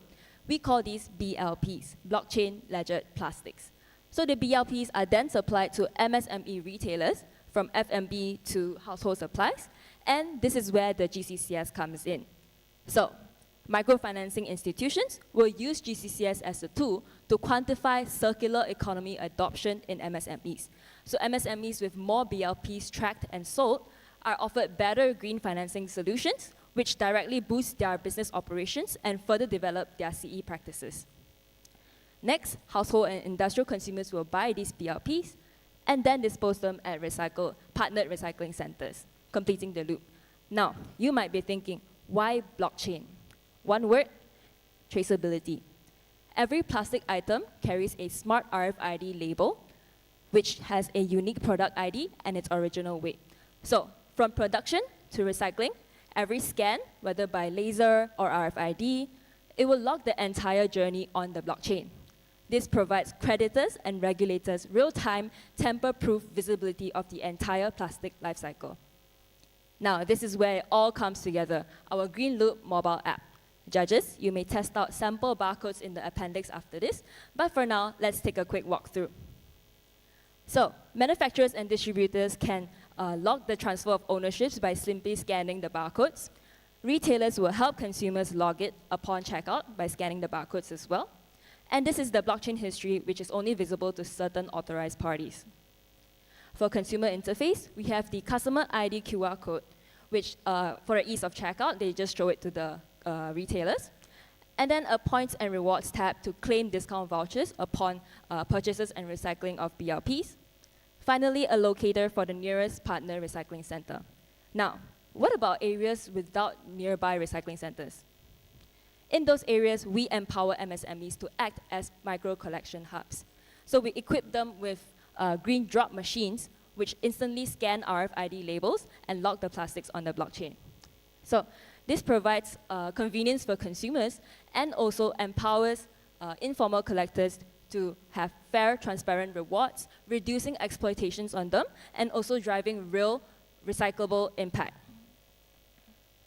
Now, you might ask another question. Isn't blockchain carbon intensive and costly to maintain? Not with our ASEAN consortium, a private permission blockchain consortium. So this consortium cuts server costs, fosters cross-nation collaboration, and also reduces carbon footprint. It involves partnerships with the ASEAN working groups and CMAP, who will provide annual grants in exchange for regional plastic circularity data, which enables analysis, reporting, and measurable action across the region. Next, our plastic manufacturers will fund the system through an annual subscription and ledgering fee. Microfinancing institutions will pay an annual license to access GCCS data and Green Loop's MSME network. Recycling centers will verify plastic quality and recycling impact. SAP will power Green Loop's analytics by consolidating dashboards and impact metrics, while Zerify will supply RFID technology with ERP integration. Finally, Green Loop will own and operate the blockchain platform, while MSMEs, consumers, and informal collectors are their core users who will receive hands-on training in order to advance the circular economy. Now, the ASEAN Consortium believes in forging ahead together with inclusivity and sustainability. It begins with 3 founding countries, each with a role in the consortium. Malaysia, focusing on core operations and strategy, will focus on admin, finance, legal, strategy, and reporting. Singapore will lead blockchain and green finance advisory by channeling their deep talent pool.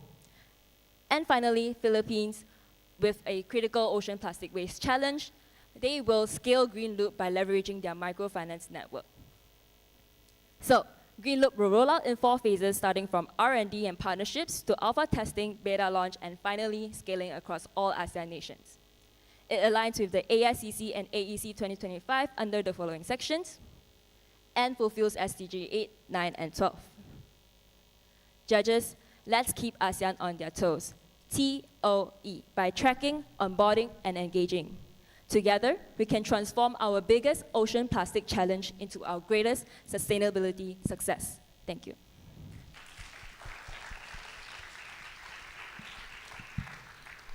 Thank you, Team MyKX Lab. Judges, you have 5 minutes for the Q&A session.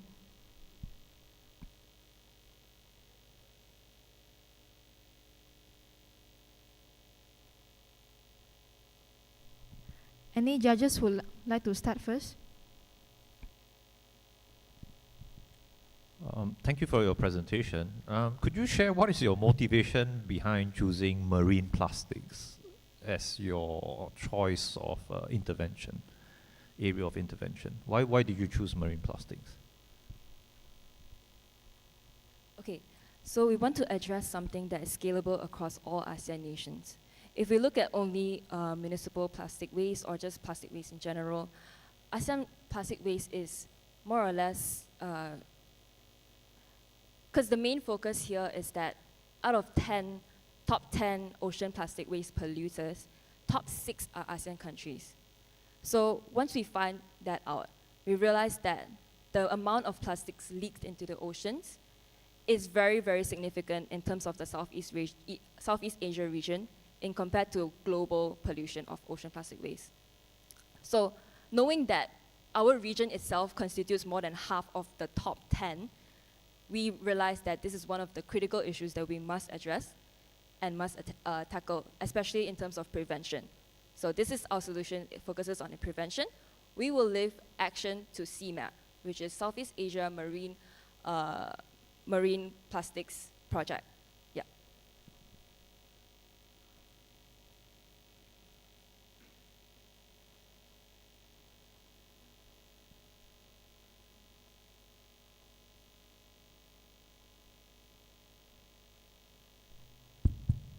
Thank you for your presentation.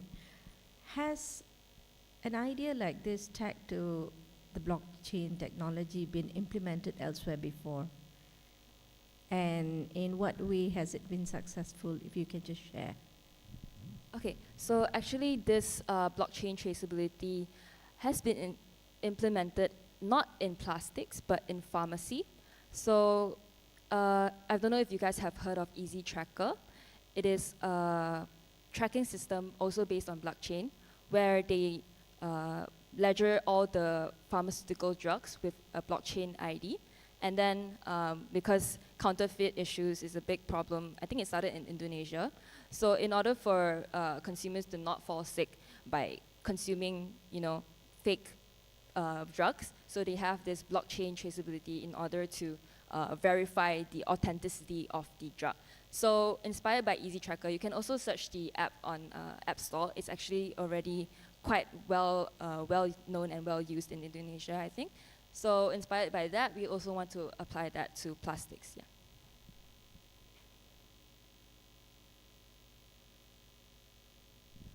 So based on this particular, so who is going to be the biggest benefiter of your solution? Okay, so I think we can go back to the. I have a financial. Okay, never mind. Oh, okay.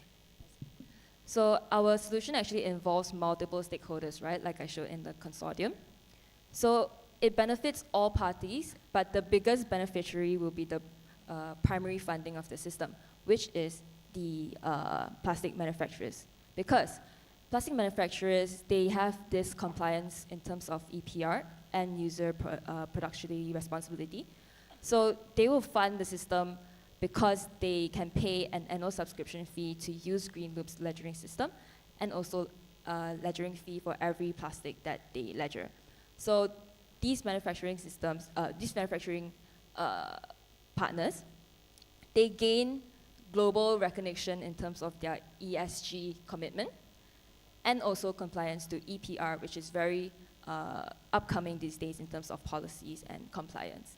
Yeah, another thing would be MSMEs, because they want to drive their business operations, right? So they lack access to financing. So through sustainability-linked loans, SLLs, which Sini introduced earlier, they are able to grow their business by participating in Green Loop. Just by taking supply from the Green Loop partner manufacturers, they can gain credit in order to gain financing to grow their business further, which is often lacking in terms of from the banks. Like they can't get financing from the banks, right? So this helps them. Yeah. Yes, also we have findings where MSMEs actually makes up 98.55% of all ASEAN businesses, but it's very hard for them to secure a loan from a bank. So with Green Loop, they can actually use sustainably linked loans to empower their business. They can also, for those who want to start green, have a better waste management system. They could use our Green Loans Fund to actually fund them into this better waste management system. So I think it's a win-win situation for all the stakeholders that we have mentioned in our presentation. Okay, just one last question is, how did you validate this particular pain point, let's say on the manufacturers? Have you interviewed any of the manufacturers in terms of what your solution will provide? Like what is the pain point of the manufacturers and how did you validate that? Did you interview any of the manufacturers? Okay, so the manufacturers that I mentioned, like Spritzer, Colgate, or L'Oreal, are already partnering in Malaysia under the MARIA, which is Malaysian Alliance of Recycling Plastics, right? So this actually just further, feeds into their ESG compliance, which they are already doing. So it's not something that, it's out of their comfort zone. They already have many ESG initiatives. So this is one of the initiatives that they can also participate. Yes, according to our research, they did put in very much effort, especially Coca-Cola, in improving their to meet their ESG standards. So with the presence of Green Loop, it actually can speed up their ESG compliances, and it actually helps them better to meet their target sustainability goals in the future. So yes, as we mentioned, it's win-win situation for the manufacturers, to the retailers, and to the consumers, and also it benefits the whole region as ASEAN. Thank you, judges and Team MyKX Lab.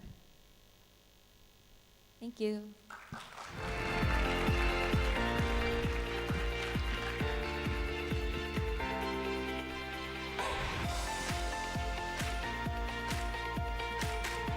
Next, we will move on to the mic test. Next, we will move on to the team presentations of Team Nexus from University of Information Technology, representing Myanmar.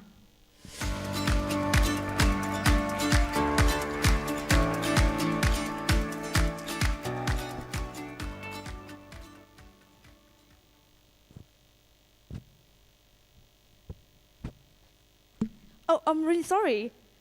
Wait, I know you. You're the guy who owns an industry in our town, right? Yeah. Wait, I have some questions for you.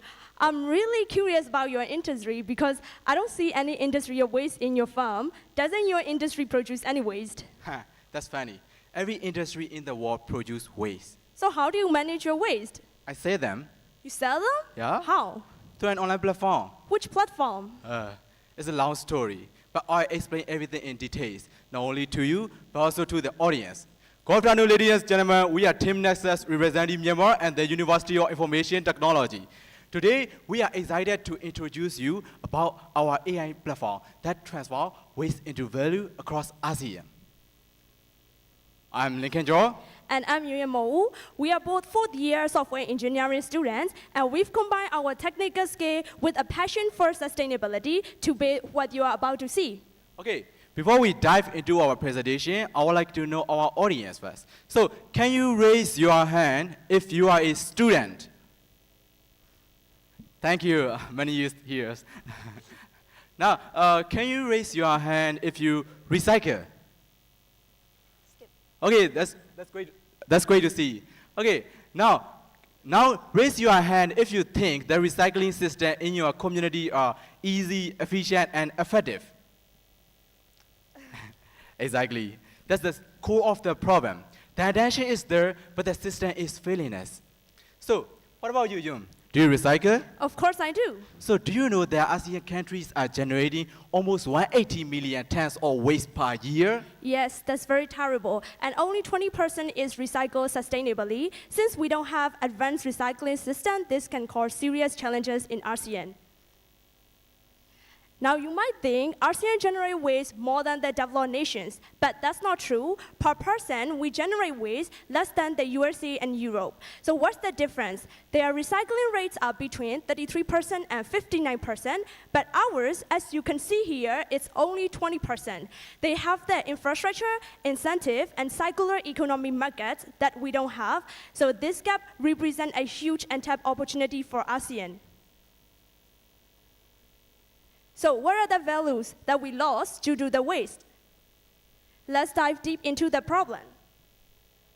So only 40 to 45% of waste is controlled in waste management facilities, and almost $120 billion worth of recyclable materials are lost annually. What even worse is, 1.7 million metric tons of carbon dioxide is emitted from burning the waste. This is the waste composition across ASEAN countries, which shows that organic food, paper, and plastic are leading, followed by metal, wood, and glass waste. So what makes up the waste? Primarily organic food, paper, and plastic. These materials are highly recyclable, but without the proper system, they become pollutants. So Indonesia is producing the largest amount of waste, which is 65 million tons per year, and where does it all go? As you can see in this map, Indonesia, Vietnam, and the Philippines are countries with high waste generation.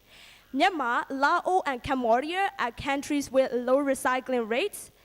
Thailand, Malaysia, and Brunei Darussalam are countries with emerging transition, moving from traditional disposal methods towards more sustainable practice. Meanwhile, Singapore is the only country with growing green innovation. So this is the precise percentage of recycling rates across all the ASEAN countries, which is vividly low. This chart clearly shows the link between the GDP and the recycling rates. So the countries with higher GDP tends to have higher recycling rates. This isn't a coincidence. It means that investing in recycling isn't just good for your planet, it's also good for your economy. So, we brought the solution that ASEAN has been waiting for. And yes, that's our waste to value platform.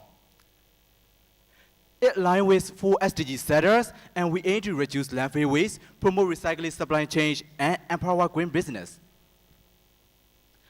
So, how it works? First, supplier lists waste material on the platform. Then, the smart machine system analyzes the waste and find the best possible suppliers and manufacturer match. It's like a dating app between waste and manufacturer. So then manufacturer will recycle the waste into usable products. The system will provide a SAP dashboard, waste auction functions, marketplace access, and end-to-end traceabilities. Finally, the distributor will deliver the products to customers. Plus, we aim to promote eco-entrepreneurs and green businesses to grow. So this is the user interface of our waste to value platform, which will be also available in mobile version, homepage, how it works, platform user, platform features. After sign up and login, there will be 4 specific dashboards for 4 types of user, which are supplier dashboards, manufacturer dashboard, logistic provider dashboards, and customer dashboard. So according to the dashboard, there will be 4 main platform users, which are suppliers, manufacturers, logistic provider, and retail customers.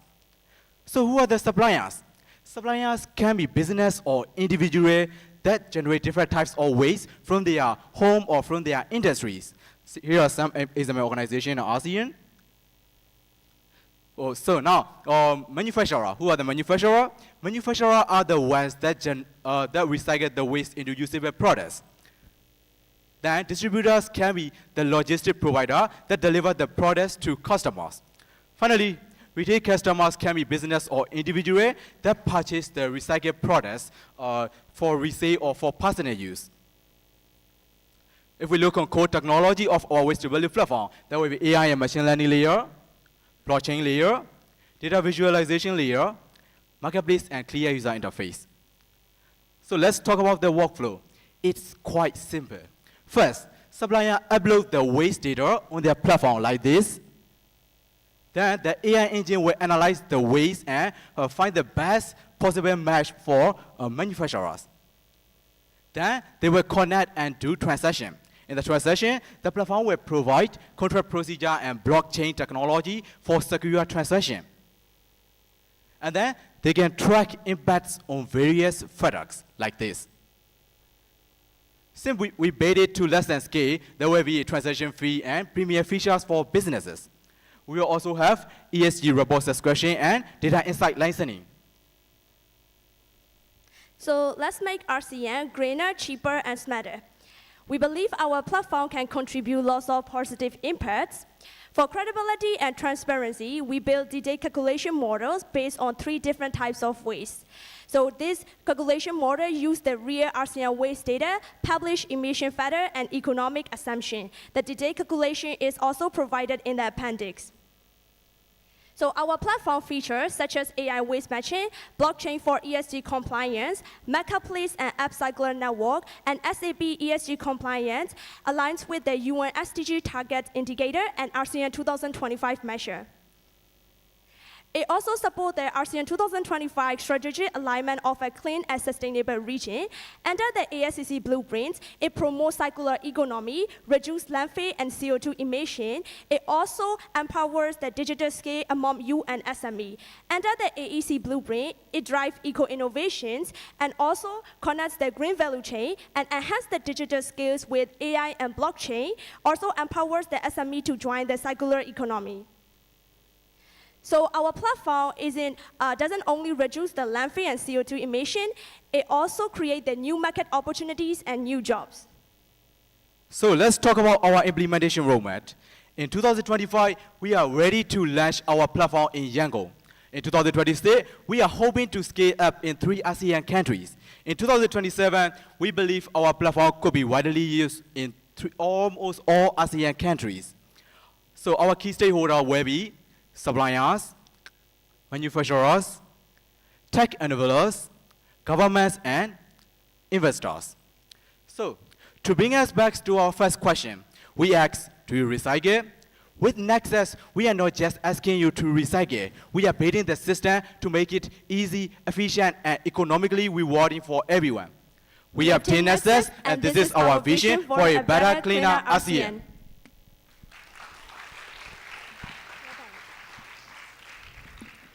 Thank you, Team Nessus. Judges, the floor is yours.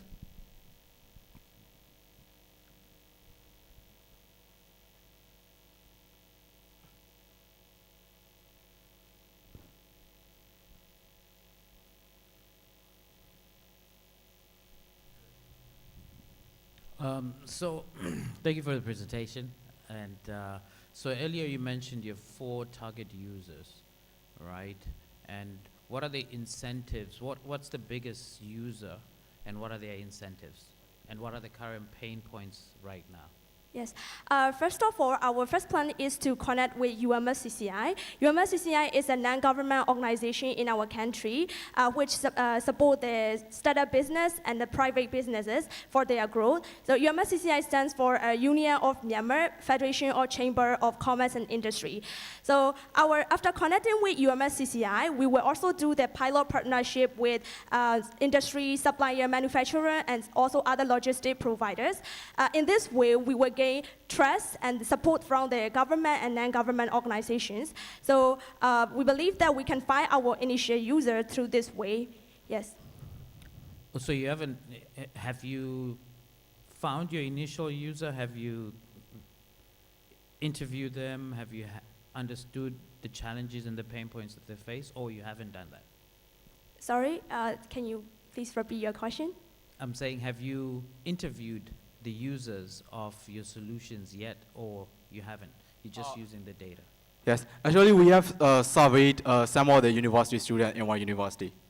Universities? Yes, in my universities.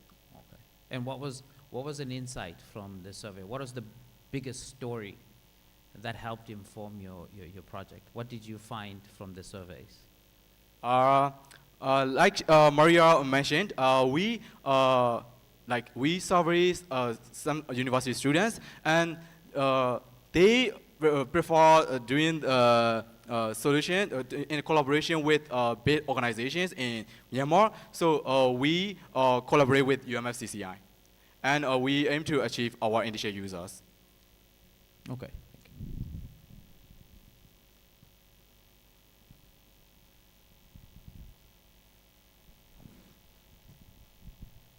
I can ask another question. Thank you. So how do you plan to generate revenue? Generate revenue? Okay.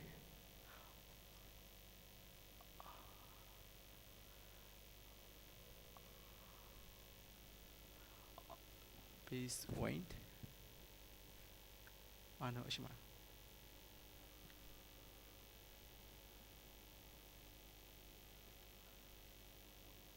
Our platform will have a transaction fees for each transaction, and it will also have premium features for large firms or for large businesses. So from each transaction, it will get revenue, and from the premium feature access, it will also get revenue. And after that, we will also have ESG report subscription for some businesses who value the ESG goals for their companies, and we also have data insight licensing functions for like from these 4 types of functions, we'll get revenues from them. Okay, interesting. And currently, what is the target user? What systems are they using? Have you thought about that? The current system? Yes, what are they using as current systems at the moment? And how different would be your platform?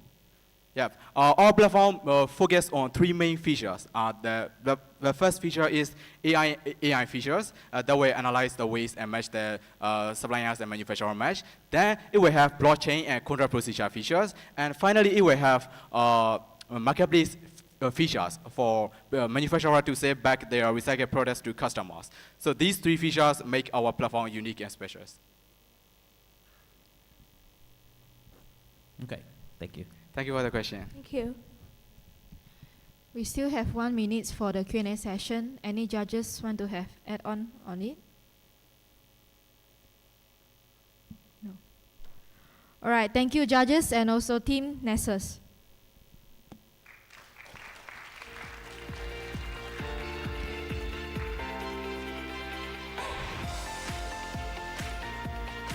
We will continue with the team Shaksfin from Ateneo de Manila University, representing the Philippines.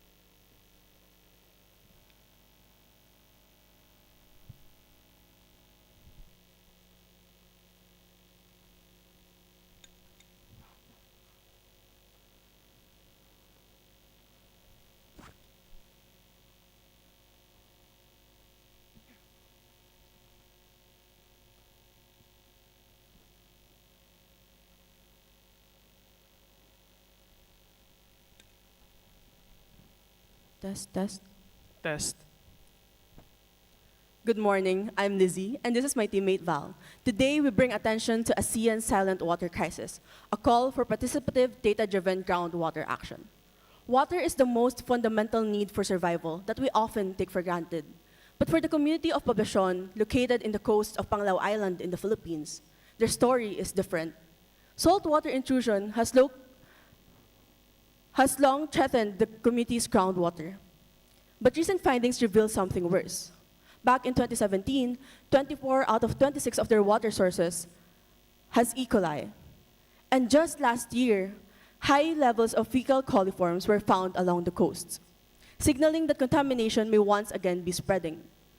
If this is still happening in Poblacion, how safe are others across the region? Our access to clean water remains a last-mile challenge in ASEAN.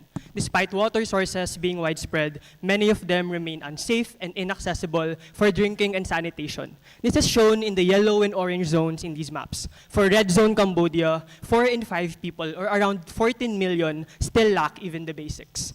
A key reason is groundwater, a primary source for 8 out of 10 ASEAN nations, as shown in the yellow and blue bars.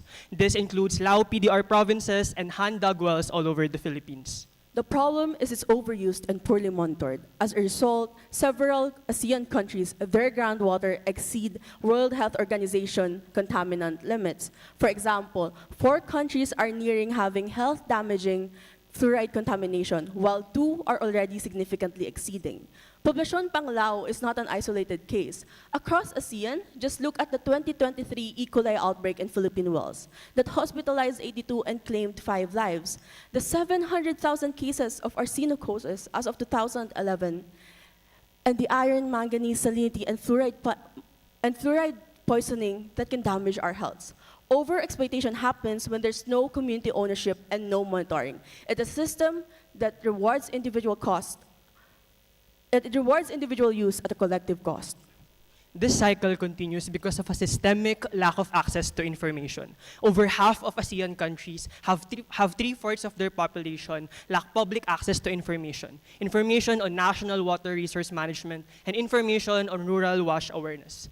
Moreover, this table summarizes the groundwater data concerns in ASEAN, where every country except Singapore has limited or fragmented data. Just look at global databases such as UNESCO's. Non-ASEAN databases can do data collection, but for ASEAN, it's largely non-existent. And for the last 5 years, the United Nations has called for better groundwater initiatives, but top-down efforts continue to fail to reach the last mile. The key reason, because of a lack of a systemic system. Without this data, communities are left out and systems break down. We see this when Metro Manila relies on unsafe wells, Jakarta turns to unregulated water sources, Thailand ignored local warnings, and Vietnam's rigid planning ruined crops. Top-down water management has failed for decades, and it's time to flip the model. One way we can do this is via a participatory, data-driven approach that transforms local groundwater management. Taking all this together, this leads to our problem statement. ASEAN communities still lack safe, reliable water, and barriers like scarcity, data inequity, and overuse threatens SDG 6 progress. And our solution, HydroLink, a 2-pronged system. We have our core components, the hardware and the software, and our key features, data-driven and participatory. HydroLink's hardware component is an autonomous groundwater monitoring system that integrates sensors, pumps, and data transmission into one compact platform. A solar panel charges a deep cycle battery, which then powers a microcontroller that automates the pumps to ensure reliable operation. And then we have the TDS conductivity sensor that instantly measures salinity, while the system pumps water samples into color-changing test strips and microwell plates to detect key contaminants like E. coli, manganese, fluoride, and iron. And then a single camera with LED illumination takes a picture of all these chips and plates so that we can do simultaneous analysis. All these components are housed in a weatherproof box so that it is deployable at any type of environment. Data is transmitted through a GSM module to a cloud software with Bluetooth for short-range transfer and microSD for backup. Then this data becomes the backbone of HydroLink software. In HydroLink software component, the data gets analyzed and is delivered into 1, a community-based mobile app, and 2, a national water level dashboard, both powered by SAP. An SMS system can be also held in place as a contingency plan. First, HydroLink software features are data-driven. Its color-based warning system uses an intuitive traffic light interface that surpasses the literacy barriers for the whole community. Advanced metrics, status alerts, and actionable safety guidelines can also be added. It's fast, simple, and effective. Moreover, HydroLink's predictive analytics shifts a reactive approach into a proactive one by using data science to forecast water availability and prevent crises. Second, HydroLink software features also encourage collective participation. Its community-based monitoring platform turns groundwater sources into an interconnected visualized system, allowing them to foster a sense of collective responsibility.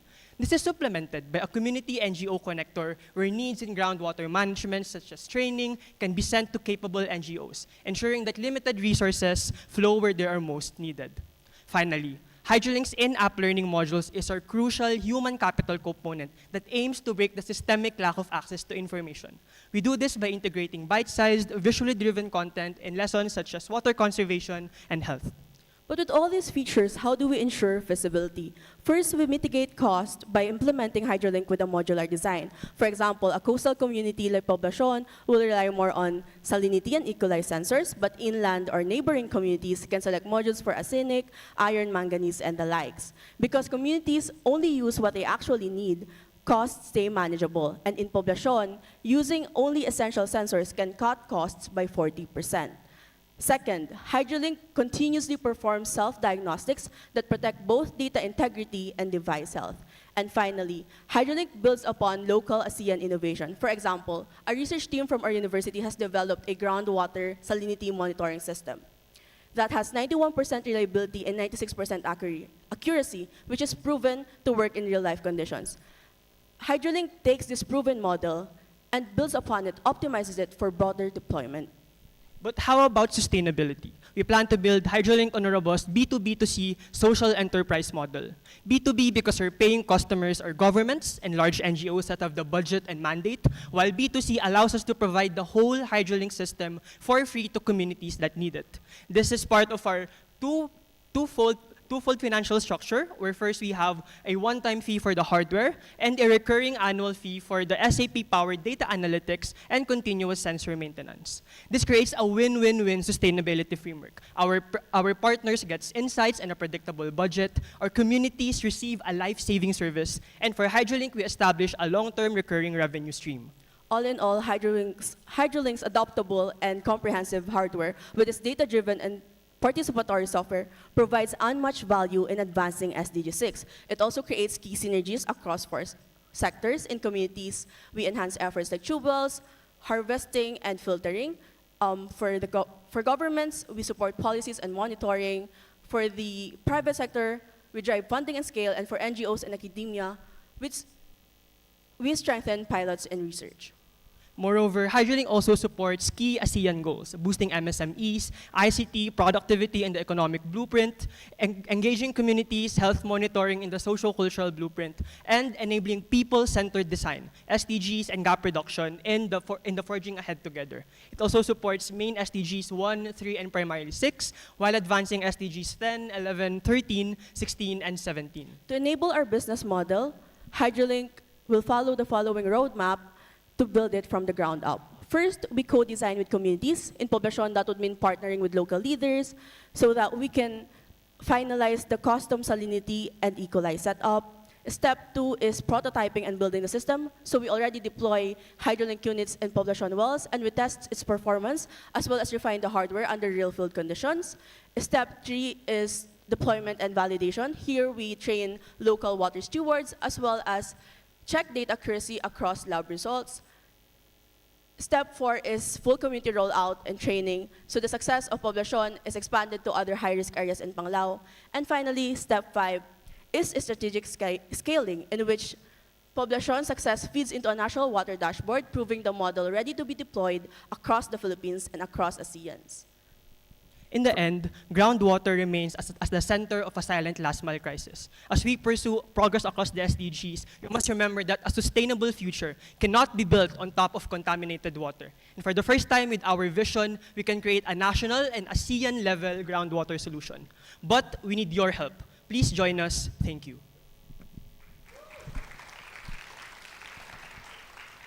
Thank you, Team Sharksfin. Now let's begin with the Q&A session.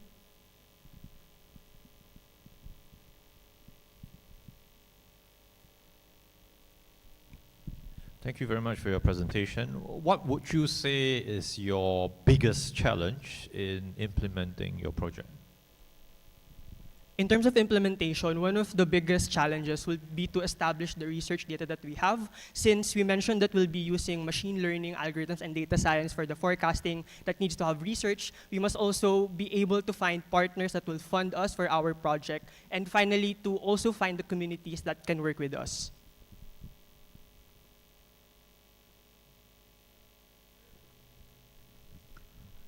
In one of your earlier slides, you were visualizing the different ASEAN countries, right, in terms of the systems they've implemented. You pointed out Singapore as, I think, the only country that are leading. Yes. Yeah. So what is it that Singapore is doing that other ASEAN countries are not doing? Well, it's not really what they are doing, but it's the matter of they don't really have groundwater sources a lot. Since in terms of area size, right, Singapore is a very small country compared to the rest of the ASEAN countries out there. And so what we wanted to establish is that for all of the areas that really rely on groundwater, that is 8 out of 10 countries, it's overexploited, it's not used correctly, and also there's, it's being exploited. It's always used by the private companies. It's not really accessible to these rural communities, and without having sensors, right, having data, they often get E. coli, they often get poisoning and other effects. Thank you. Thank you. I have a question. From a community perspective, the user end perspective, how do you gauge their readiness to accept a technology that they may not necessarily understand from the onset? Yeah, that's a really great question. So part of our implementation timeline is to really engage with these communities first, to have water stewards to be able to learn the system and to be able to adopt it. And we do this by really engaging with the communities, the locals, asking them what are their problems, how can we help them. And in terms of the software component of the app, we can see that a lot of its features are really built for the whole community. So one good example is having the color-coded warning system where the information is mainly expressed in terms of the color. So red if the situation is severe, green if it's good. So yeah, like this. So it surpasses literacy barriers and it allows the whole community to be engaged with the groundwater solution. As for communities who don't have internet connection, we also have the option for SMS. Again, it's our contingency, so they would have SMS alerts instead of accessing the app through online. I have the questions. Because you have a lot of sensor, you have a lot of tools that can identify what is the dangerous from the water you use. Like, for example, if the indicators say that, oh, this water have to contaminate of the E. coli as well as arsenic. So what's next? How to get rid of it? You didn't mention about how to sustain fixing the problem by how to get that E. coli out of the water source, how to get that arsenic out of the source. Yes, I understand where you're coming from. So as the community's data gets recorded, right, they are sent to the local authorities, they are sent to their governments to be able to have new insights, to be able to develop the interventions that they need. Because as we stated in our problem, right, there's a really large lack of information, lack of data in terms of groundwater. And so without really knowing these information, most governments, most NGOs really do a top-down approach as opposed to a bottom-up, which is what we want to achieve with this solution.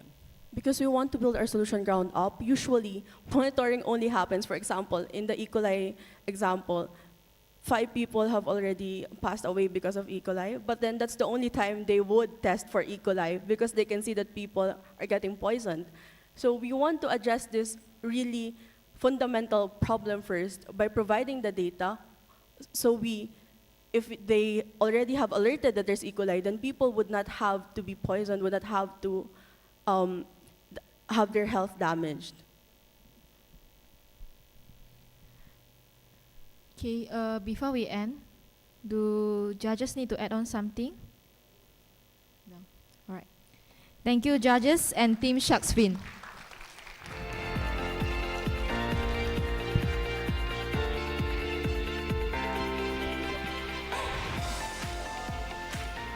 Now, let's welcome Team Health X from National University of Singapore, representing Singapore.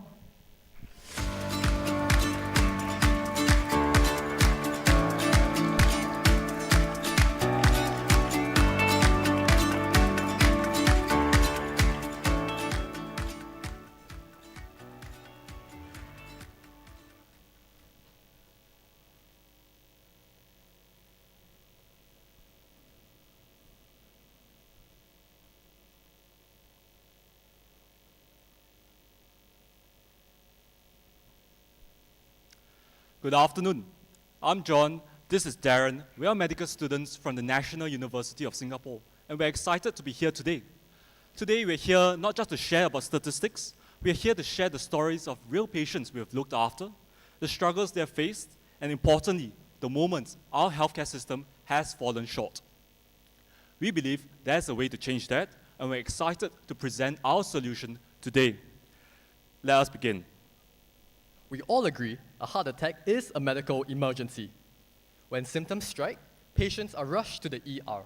Surgery must be done within 90 minutes. Every minute counts. Mental health is no different. Early action saves lives. Yet most people wait 6 to 14 years before first reaching out, and 1 in 3 never do. If this were a heart attack, no one will wait this long. Even after diagnosis, the path to recovery is uncertain. The first appointment can take weeks, and the next one 6 months to a year later. In between, doctors have almost zero visibility into how their patients are doing, and anything can happen in between appointments. Currently, the way that doctors check in on patients is inefficient. At each appointment, patients complete long, generic questionnaires trying to summarize months of their life, emotions, and experiences into just a few checkboxes. And this is impossible. This is followed by a rushed 10-minute consult with a doctor, and in the end, doctors are left with just a few data points to guide months of their patients' care. Once patients leave the clinic, doctors are flying blind. They have no visibility into how patients are doing for the next couple of months. Yet, as we all know, emotional crises can arise anytime, long before the next scheduled review. And when things get tough, doctors simply don't know soon enough to step in and to intervene. As a result, without timely intervention, small setbacks can quickly spiral into big crises. We have seen this firsthand in our clinical rotations, and we know this system isn't working. Doctors are fighting a losing battle, always one step behind patients' mental health journey.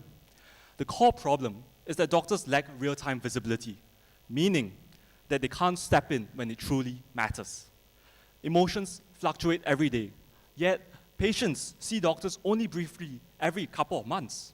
Between visits, doctors have zero visibility into how patients are doing, and patients often don't reach out when they are struggling. So this is a complex issue, and the cycle only repeats, not just in Singapore, but across ASEAN. Anxiety and depression have skyrocketed over 70% in the past 35 years. The hardest hit are young people, children aged just 10 to 14. Worse still, the consequences of timely interventions are very real.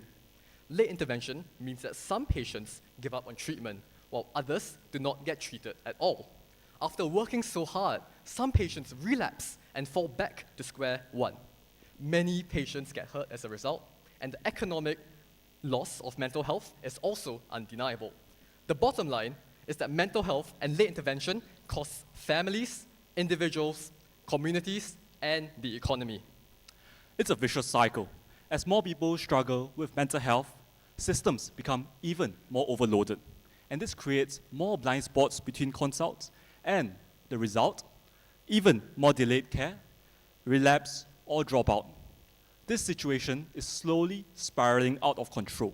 And to break the cycle, doctors urgently need tools to allow them to spot trouble early, to act fast, and to prevent crisis. And that's exactly our answer. Introducing Mentoring.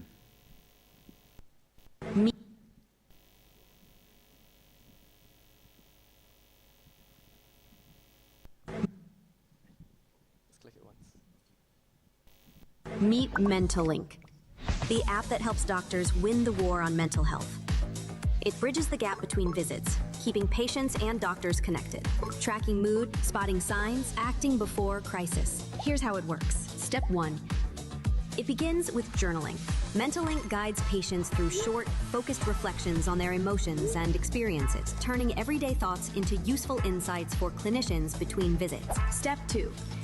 Beyond emotions, Mentalink tracks physical signals through wearables such as Apple Watch, Garmin, and Fitbit. By analyzing sleep, heart rate, and activity patterns, it identifies early shifts in mental well-being before symptoms appear. Step 3. Mentalink connects every data point from reflections to biometrics, giving doctors a complete, real-time view of each patient's mental health. For doctors, Mentalink delivers care when it's needed most. Instead of 2 reviews in 6 months, clinicians get... Oh, sorry.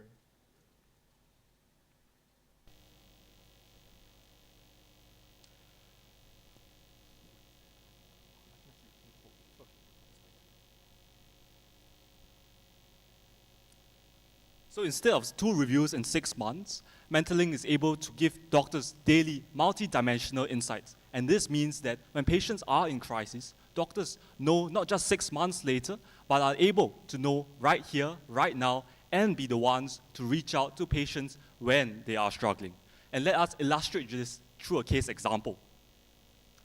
Let me tell you about my patient, Timothy. Timothy is a 26-year-old data analyst diagnosed with depression 3 years ago. His condition has been stable, and he sees his doctor twice a year. Recently, Timothy faced a rough patch. He's overwhelmed at work, and recently just broke up. And it's a lot to handle. Yet his next doctor's appointment is 4 months away. Timothy struggled to cope and bottled everything up until one day he spiraled. He acted impulsively. Though he survived, his recovery was long and took him nearly 5 years to get back to square one. Timothy's story isn't unique. Last year, over 300 Singaporeans died by suicide, countless more self-harm. Behind each number is a preventable tragedy. Now, let's explore how Mentalink changes Timothy's story. First, the system detects negative language in his journals, flags him as high risk, and moves him to the top of his doctor's priority list.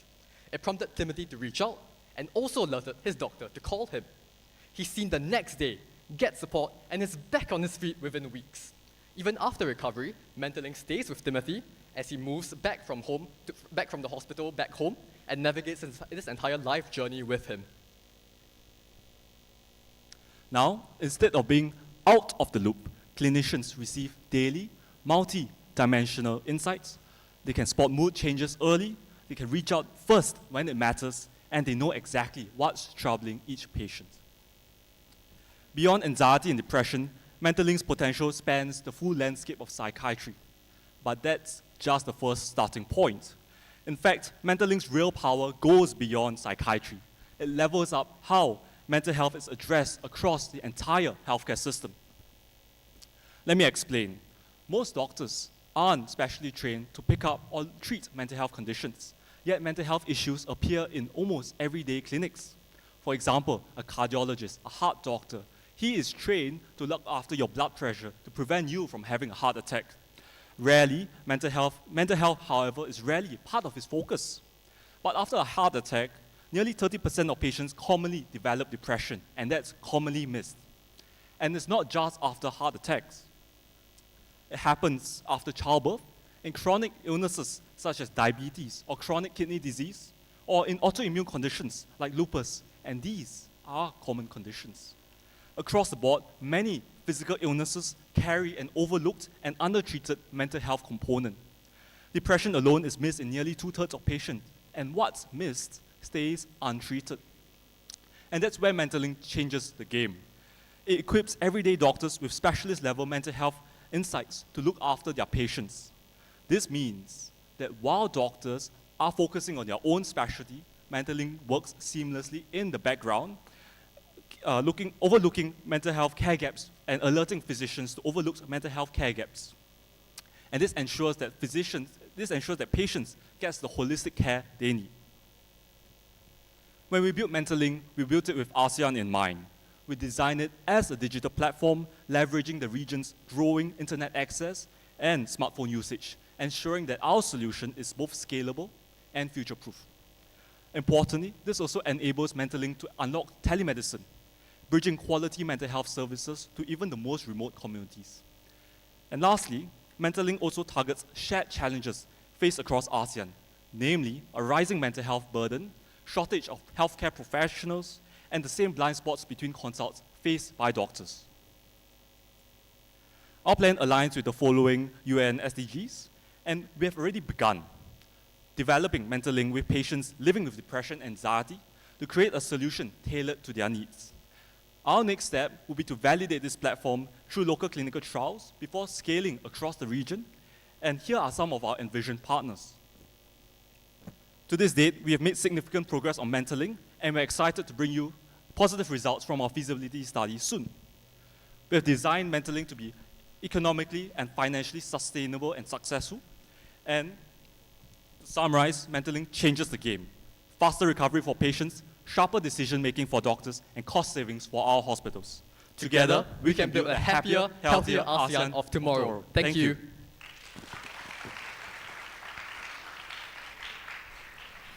Thank you, Team Health X. Judges, you may proceed now. Thank you very much for your presentation. If you don't mind, could you go back to your second last slide before references? Yeah, this one here. So you went through this quite quickly. Based on your intervention, right? I know you had a very specific focus on supporting the clinician with the patient.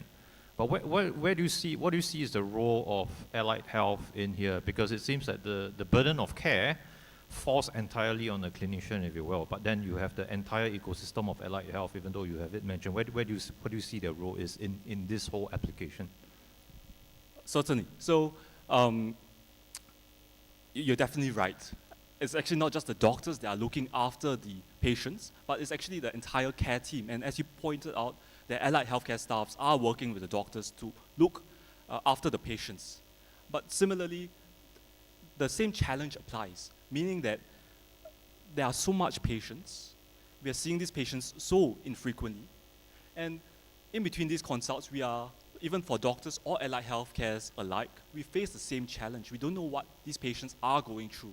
And in fact, what patients are feeling or going through can change hour by hour, minute by minute, day by day. And so what we're trying to do with Mentalink is we're trying to shift from a very reactive approach where something has gone wrong, something has blown up, the patients come to the hospital in a very severe state.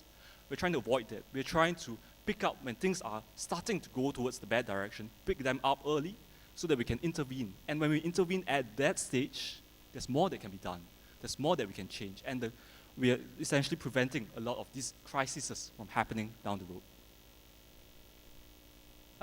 Thank you very much. I see a lot of potential in this proposal, and I'm so glad to see that well developed in the field of telemedicine, how you can get the wearable device to combine with the software in order to prevent so many bad things to happen.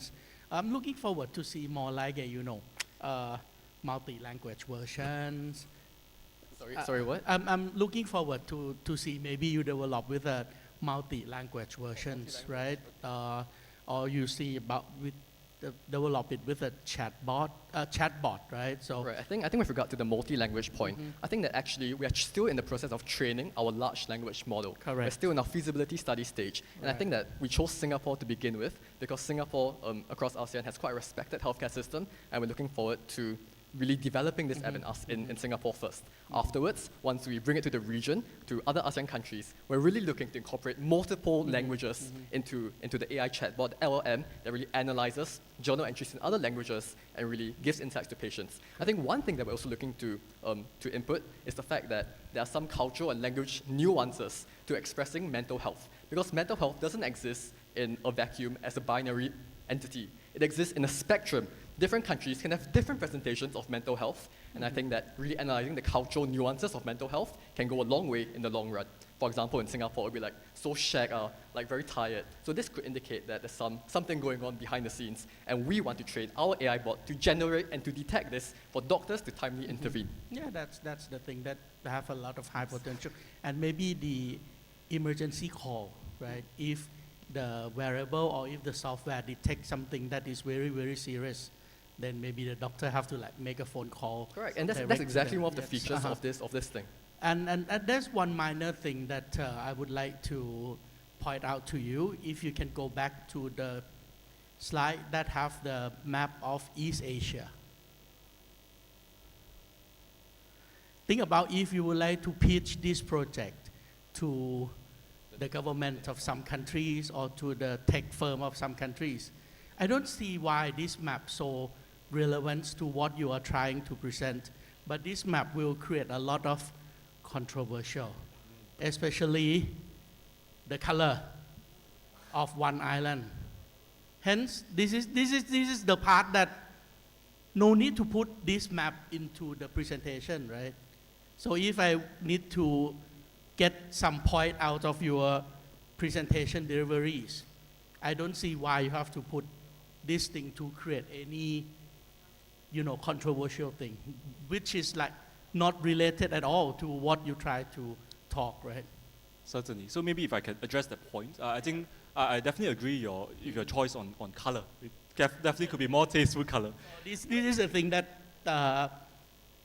focus more into the detail Certainly. to avoid the, kind of like conflict. Better change it to like ASEAN map or something. Certain. So I think with this slide, what we're trying to illustrate is that actually the coverage is extensive, and it means that even if you are in a remote setting, that care can still reach you via our platform. And this removes a lot of hurdles for the patients to receive care, and it also reduces a lot of the time delays for patients to receive care. And in times where emotions are volatile, people make impulsive decisions. And impulsive decisions do not have the luxury of time. Thank you, judges Thank you. and Thank Team you. Health X.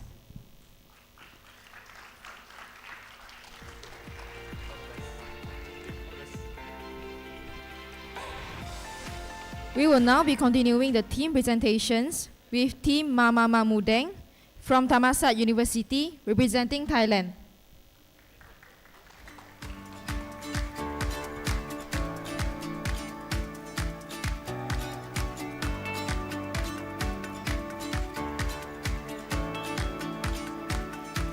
Sawadee ka. The slides are not on. The slide. Okay, thank you. Sawadee ka. Very good morning to all the ladies and gentlemen. We are Mama Mudeng. And today I have a quick question to ask you guys. How much trash you guys think you guys throw away each day? For me, right, this is what I threw yesterday. You may think that it's very little, right? But this little will be added up into this landfill. And then they will be added up, being burned, or even incineration. Let me say, every kilogram of waste is your money lost. In 2020, the world spent over $250 billion on waste management and another over $240 billion on hidden environmental costs like emissions. And that's almost $500 billion gone in just 1 year. And the total cost of waste management equals the direct cost of waste management plus negative impacts, then subtract with the recycling gains. But the recycling gains may be not enough for the future. Because of the rising prices of economies and population, we only push this cost even higher. And it shows that reducing waste and boosting recycling can slow down cost growth. In a circular economy, where materials are used and waste is minimized, the world could gain $108 billion annually by 2050. And this scenario could be supported by carbon markets. Reducing emissions from organic waste could earn carbon credits.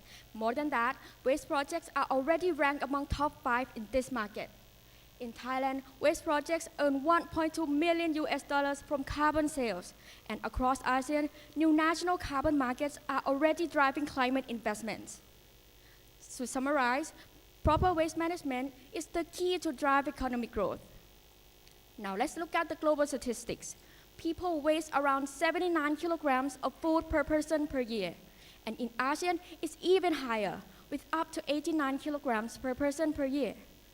Food waste also makes up half or more of all municipal solid waste in ASEAN. So, to make the real progress, we must start with food waste. And now ASEAN's livestock feed system is under pressure because we can only produce maize for 70% of its needs. So we have to rely heavily on imports. And the maize is not only the concern, but the rising prices of fertilizer and energy are affecting to soybean production too. And this could lead to feed shortages and higher costs across ASEAN. And the global demand for protein is now rising fast. And feed production itself is the second largest source of emission on the livestock chain. So this expansion only adds pressure on the environment. Guys, food waste is an untapped solution. They can be fed to ASEAN's animals, not our landfills. And if you see through ESG lens, these problems become clearer. Guys, I think it's time now to rethink how we can manage food and feed together. Here's what changes everything. The black soldier fly larva. It doesn't just reduce the waste, it transforms itself into value. First, it's a waste recycler. It can cut organic waste by up to 80%. Second, it's highly nutritious. With 35% of protein and 30% of fat, it's perfect for livestock. And third, it's cost effective, comparing to the conventional feed like fish meal. And lastly, it's natural. Containing lauric acid and antioxidants can improve the animal health and reduce the use of antibiotics. Tiny creatures, huge power, we call it the protein worm. So you may wonder, how does it work? These tiny creatures feed on food waste. They eat fast, they grow fast, and in just few days, they turn itself into a rich and natural protein. And the larva stage is where the magic happens, because that's when they're most nutritious and ready to be used as animal feeds. And they also thrive perfectly fine in our region, the warm and humid ASEAN climate. And with just 1 kilogram of the protein worms, can turn 6 kilograms of food waste into value, and prevent almost 3 kilograms of carbon dioxide. And this approach reduces landfill use, cuts emission, provides farmers with cheaper feed, and creating a sustainable, closed-loop ecosystem of waste management. We introduce you to BioLoop. When we first started, the protein worm was something really new to this region and not very industrial scale. So we need to find someone who actually knows how to raise these tiny creatures. That's when we met Uncle Noi. He's 58, a livestock farmer from suburban area in Thailand. Every day on his farm, he learned through trials and errors, no tech, no automation, no support. But he has big dreams. He wants to grow his farm, automate the process, and one day earn from carbon credits. That's why BioLoop exists, to turn local experience into scalable and sustainable ecosystem. And now, to make Uncle Noi's dreams come true, we need a full ecosystem to support it. Now, let me introduce you guys how BioLoop will connect every part of it. It starts where the waste begins: universities, offices, and markets. They give us waste, and in return, they can cut waste management costs and gain ESG benefits. Then, BioLoop steps in. We turn waste into carbon data and credit revenue through our application and our logistics. Next, farmers join the loop. They give us data, and in return, they can get cheaper feed and earn from carbon credits. And finally, corporates. They buy us verified carbon credits, and in return, they can gain certified carbon offsets. It begins with organized waste at the source. Clean, separated, traceable, no smell, no mess, just ready for reuse. We also bring intelligence to the farm.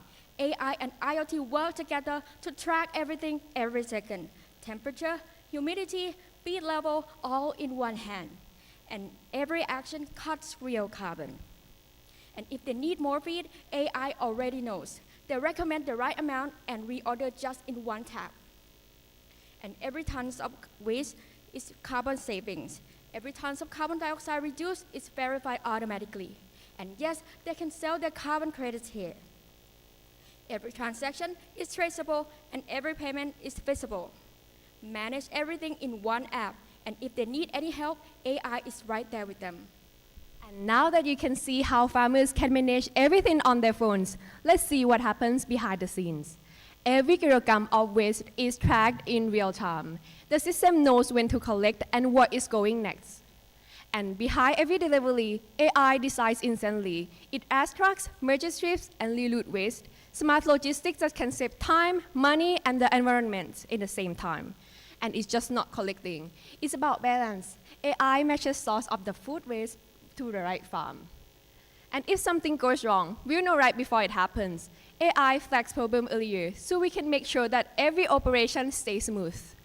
It's not just logistics, it's intelligence. Every pickup, every truck, every dollar tracked in real time. Smarter routes, cleaner logistics, AI turn waste collection into a sustainable supply chain. Now you've seen how our system works from the farmer's point of view to the control tower. Let's talk about how we can bring this to life. If we want to make the real impact, we work with the system. These are our potential partners. Together, we complete the BioLoop.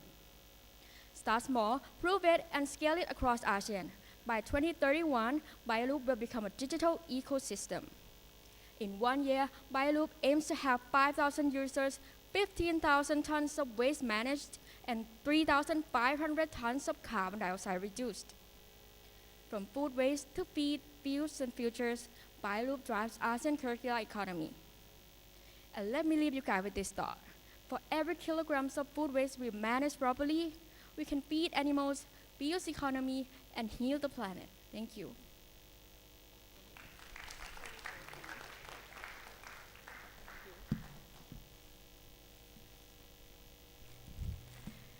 Thank you, Team Mama Mudeng.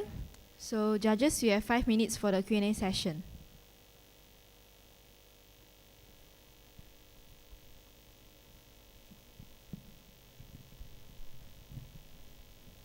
Thank you for your presentation. I think it's a black soldier fly larvae is something that we have worked on. I think BioLoop, I think there's a company called BioLoop. I don't know if you've done some research. There's a company that does black soldier fly called BioLoop. So it'll be very important to look into that if in case you want us to do something that's similar. All right. But also, I think an interesting point is you mentioned your food waste generators.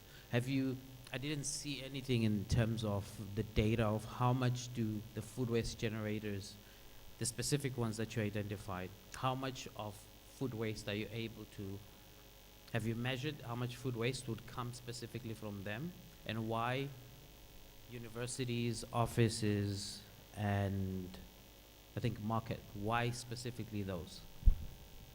For the first question, is it the food waste generated by a person per capita, right? Sorry? For the, could you please repeat the first question, please? Oh, the first question was saying there's a company called BioLoop. So that's something you need to look into. Okay. Second question was, in terms of food waste generators, you listed like 3 target users, right? Universities, markets, and offices. So I was asking, what's the validation? Why those specific target audience? And how much can you generate? How much of food waste can you generate from these? Did you do any research? For the criteria for selecting the university, office, and markets, since these are the main waste generator in our society, there are many people residing there, and like if they have like many employees, many students, everyone has to eat, and if they eat, they will produce the food waste, and that's why the rationale, the BioLoop selections of the waste generator. Yes. Yeah, I think it would be important to list down, right? So have like a map of how much each of these can, generate food waste. But I think from a lot of studies, we know that the food and hotel industry generates the most food waste, right? Because people go to restaurants, hotels, that's where most of the waste happens, not in universities and offices. So it'll be interesting to make sure that you do that research to validate, okay, we're choosing universities maybe because it's easier for you to go to universities, but understanding the whole entire food waste challenge is very important so that you can have more credible insights to form. Yeah. Okay, thank you. So as per our research, the hospitality sectors and the communities and like institutions produces the largest amount of the food waste, so that is the reason why we select these as our partners. Okay, thank you. What will happen next to all those worms?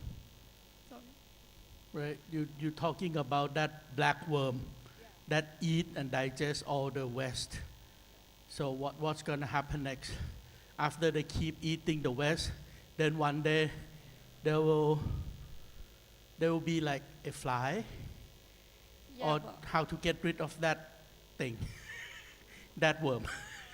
So the complete cycle was that it begins with the eggs and then pupa and then larva and then fly. So we can harvest like every stage of it, but if you target the larva stage, you will be bringing this to the livestock feed, and for the fly stage, you harvest the eggs, so that these this circle keeps going on. We have to have another farm for this worm and everything. Yeah.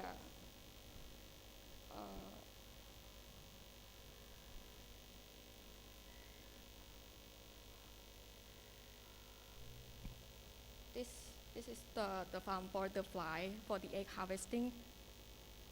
So you put the wooden sticks for that the fly lay eggs on them, and you harvest the eggs so that you could raise them again, and yeah.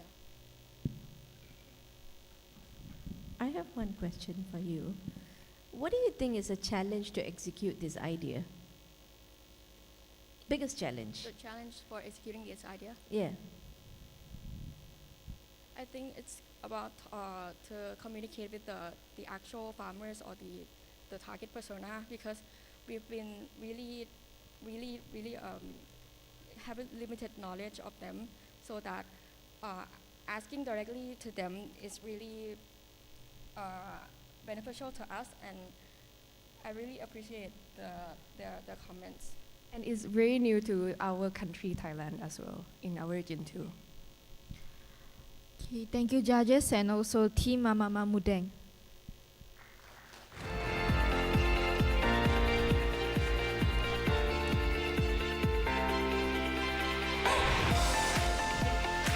Now, let's welcome the last team, which is Team K-Pao from the Foreign Trade University and Hanoi University of Science and Technology, representing Vietnam.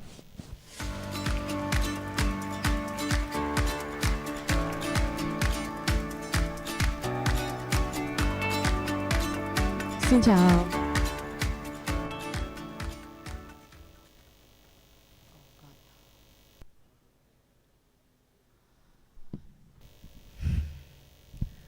Good morning, esteemed judges. We are Team K-Bao from Vietnam, and today we're honored to share about about SIGWELL, our mission to democratize early skin detection through AI and community worker.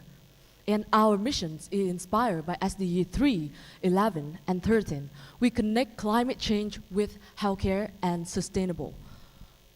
But before we talk about technology and data, let's start from where it all began, the real people under the sun. This isn't just a landscape.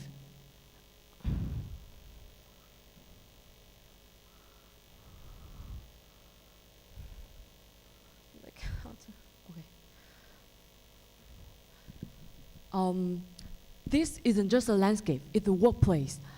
Under the hot sun, my aunt spent her days in the rice field. Her hands are dark and her face are covered with a scarf to protect from heat. And this is her daily life, where she spent her time to grow the crops. But at the same time, she damaged her skin. And this is not only her. Millions across ASEAN face the same challenge every day. So, how seriously this can be? Let's look at one story. Do you have mole? Probably yes. The 70-year-old man has a mole too, but his mole had turned into something that deadly after 10 years, and he's not alone. Millions across ASEAN face the same fate. So we ask ourselves, why is this happening? That is the sun. The one that gives us life is now becoming harsher than ever. Using SAP analytic clouds, we have discovered that in Ho Chi Minh City, Vietnam, in 2024, the UV level hit the highest over the past decade. And this isn't just one city, but it's a regional crisis across ASEAN, in which some parts were 12% higher than the normal. And also, we also discovered that the UV level from ASEAN remained from very high to extreme level, almost year-round. And that means, unlike many other regions, we don't get a safe season. Every working day is a day under harmful radiations. So, who exactly are the most at risk? That is the farmers, the builder, the street vendor. Over the half of Vietnamese workforce is outdoor, and more than 1/3 in ASEAN is outdoor. Over 80% of skin cancer are linked to UV exposure. Yet, shockingly, only 27% sick professionals have when there's something look wrong. They can't see the danger because it begins deep under the surface. So let's see what actually happened under the surface. The UV rays would penetrate our skin, and it would damage our DNA inside ourselves. And when that damage isn't repaired, it mutates, and the mutations grow into cancer. But even when people know that it's dangerous, getting help isn't easy. Why? That is the healthcare gap. Our analysis using SAP Analytic Clouds also revealed that if you're living in Ho Chi Minh City in Vietnam, there would be about like more than 80.5% time better chance to finding a doctor than living in Quảng Nam. And that isn't a gap, it's the chance, it's the inequality. And when that chance meet a fast-moving disease, the results are devastating. If melanoma is found early, 98% survive. Found late, only 1 in 4 dies.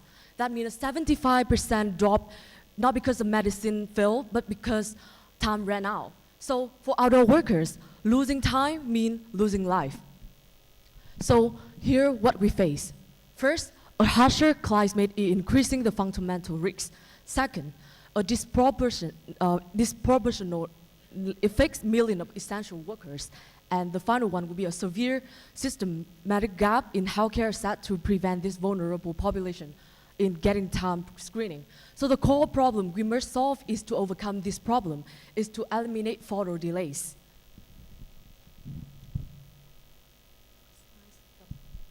And it all began with my own story. My journey began in an academic AI lab where I worked with algorithms and datasets. But I kept asking this question: how can I bring these AI models into my own community, like the relatives in my hometown working under the sun? That question brings me to AI for Life, an applied AI institute, and it is also where SigWell began to take shape. So what exactly is SigWell? We wanted SigWell to be more than an idea. It needs to work for real people. That's why we developed a connected and seamless ecosystem linking from the local patient to the local official, to our AI system, and finally to the specialist doctor. And actually, we tried to contact with the local health authorities, but the process was so slow, so we start from bottom up and start experimenting on our own community. And this is where we face the reality. On the paper, our system worked great. It had all the fancy AI features and complex software system until it faced the first test. We thought we designed the app to be simple enough for normal user to use, but for some local user in Vietnam, simply just logging in or finding a button to analyze the skin is really confusing. I still remember when I guide my aunt to use the app for the first time, I have to almost do everything for her. And at that moment, I realized she doesn't need another app or another AI system. All she needs is a more understanding. And with that in mind, we come back to rebuild SigWell. We wanted to build an app that is simple to use and intuitive. One screen, one single button, multiple language. It's what we aim for. So in the heart of our system is the AI. Is our unique AI model, which is trained on 12,000 medical images, with a 70% accuracy across 6 different types of skin lesion. Its purpose is not to diagnose, but to flag early risk, to give the patient and the doctor a head start. And we acknowledge that the AI model is not perfect, and we don't want to pretend that it is. That's why we built the uncertainty rule. When the model confidence is less than 30%, it will not show the result. It will simply say, uncertain result, please retake the photo or contact the doctor. Because we realize healthcare isn't just about accuracy, it's about care and it's about authenticity. And also, we understand that normal users will have their own concern when first time using the app or receiving alarming result like receiving melanoma detection. That's why we use this chatbot with the knowledge we embed inside it to support, to bring the care and the empathy to the user. And not just, we don't just stop with the patient, we want to work with the local health official too. And this AI system help early notify the local health official with urgent cases, help them manage the local health community, and also keep the care close to each and every household. And not just, and also for the doctor, we value their time, their valuable time. That's why we want to make it, we want to streamline it for the doctor. The doctor already received the urgent cases with the analysis from the AI and the full patient profile, which save them time and also save them lives. And actually, the technology is not the most important part of our project. And this is the human bridge. And then we come to the hardest question. How do we test the formal health system with our formal health partnership? We have no formal partnership. We have no hospital backing. So we decided to be the system ourselves. That means we start small.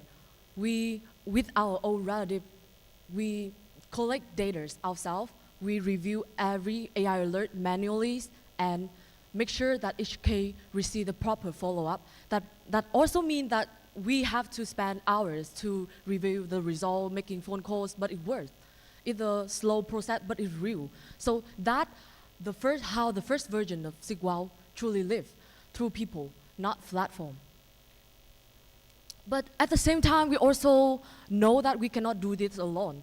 So we decided, in order to make our medical guidance work right, we decided to build a small advisory network with our friends who are medical students. That means they would have us to review AIs, like review some medical information and have us to improve the results explained to user. And together we connect technology, medical insight, and real people, turning a student-led idea into something that real and actually can work in the field. And in that moment, we realized that how human bridge isn't just a part of Sigwao, but it is the Sigwao. And this successful pilot was our launch pad. Our roadmap was a 3-phase journey. The phase 1 would be the redefining AI with the doctor feedback and deploying some pilot province. Phase 2 would be scaling up by training local officers, and we would like to partnership with some hospital in Vietnam. And the phase 2 would be expand our framework across ASEAN to ASEAN. Yes. Thank you, Team K-Pow. Okay. The time is up. Judges, you have 5 minutes to ask questions.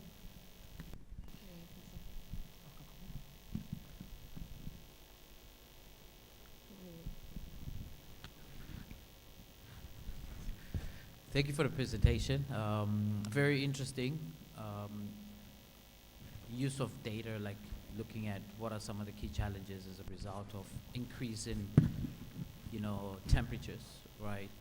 I had one key question in terms of the insights. You mentioned almost 80% of individuals are usually working outdoors, all right? In one of the graphs there. If you're able to go to that slide, I wanted to understand how much effort have you put into understanding what are some of the challenges? Like, how aware are they of some of the effects of the increase in temperature? Does the community know? Have you done any surveys to because I know having an application, is always good, but an important aspect is raising the awareness, right? Do they know that being outside in the sun could increase the risk of them, damaging their skin? How did you validate their knowledge of the effects of exposure to the sun over periods of time? Well, actually, I don't think that it will be would be a good idea to validate such a complicated knowledge to like a normal farmer in Vietnam, because even using the phone is hard for them. And I realized that they don't really care about all the complicated system and all of the solution that we brought that I brought to them. They only want to care about their health and their ability to continue working under the field, and what do they need to do to protect themselves under the sun. And I think that's more important than knowing the complicated science under the solution. And I think that in order to make them access to our app, we would like to like send it to, or we would partnership with some local officials, and then we would like to educate them, and that's how we can like access to them to use this one. Yeah, I think that's also very important. So rather than having very complicated features, maybe it's more important on providing them information that they need, whether it's like don't spend too much time out, or maybe drink more water, or wear protective clothing in a more localized context. That becomes more useful. All right, so I think that would be nice, something interesting if you're creating an app. Yeah, it's already included in the app, and you can try it your own, and you can try to upload an image of, for example, a melanoma image, and it will give very, very detailed information. And I have asked my medical friends. I've had advice from my medical friends about the result giving out, and I think, and they together with them, I want to ensure with them that the result is correct. The advice is suitable for their situation, and also the medical information is also correct. I don't have a question, but I think I agree with Ralph. It's important to also look at prevention rather than cure alone. I understand that you're working on the premises of diagnosis, but I think a little bit of education will then reduce the numbers of such occurrences in the first place. So that is something worth thinking about as well. Thank you. Can I talk about it a little bit? I have one consider. I think if I love the way you think about the user, right? Simplify UX, UI is the thing that very, very in need right now. But of course, if you would like to implement these things, start to do the marketing sequel, you hopefully very much that with a more user, you have the larger database of this photo of the mole and everything that have like a lot of skin condition, right? But in reality, every people, you're faced with all kinds of camera, mobile phone conditions. Yeah, actually. Hence, sometimes the photo sent into your system is not clear. Sometimes it's too dark. Sometimes it's too bright. And that makes the accuracy lower. And at the same time, if this kind of, unusable or junk photo flood into the systems, then you get the database with more of the photo that unusable. How to do this? Because AI will analyze from the data set. And what we need is we need a good data set, right? But if, let's say, 1 million people storm the system with the photo that is unusable, some even worse if, for example, some kids just use their pens to draw something on the skin and take a photo. Hence, all this database is ruined. Then you may have to come up with a way to detect the image before analyze, right? This is the fake, this is the high quality, this is the low quality. And this thing is the thing that need in order to do the, more accurate telemedicine thing. This is my considerations. Okay, so actually, for the first problem, when we talk about this model I trained on my own, and actually I faced a problem. It works very well on high quality images, while it works works terribly on blurry smartphone images. That's why we use 10,000 high quality medical image for the model to understand the conditions that cause each disease. And actually the technology behind this AI model is it has the same core with the very ChatGPT that you guys use every day. And it's excited to use such a new technology. And also for the blurry images, we try to fine tune with another additional 2,000 blurry images so that the model recognize those conditions. And also for the image we collect from the users, actually that is why our network with medical students value, because we don't just collect the data mindlessly. We will only the data only the only data that get to be trained for the AI model need to be labeled by the specialist doctor, the dermatologist that we have a network with. That's why we want to make sure that for such a important, critical and sensitive field like medical images, every image needs to be checked by human before storing in the database for further training. 5 minutes is up. Thank you, judges and Team K-POW. Thank you very much.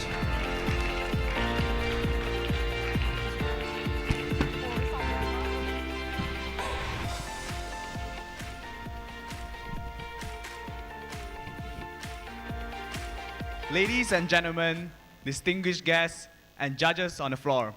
And that is it for the presentation of all 11 teams. Thank you to all teams for your wonderfully insightful presentations. You have made it very difficult for the judges to identify the top 3 winners for today's regional finals. Now, we would like to invite our judges to take their leave for lunch, followed by the deliberation session. Our VIP guests may leave for lunch now. Lunch will be provided at the VIP area. Finalists and guests, please remain at your seat.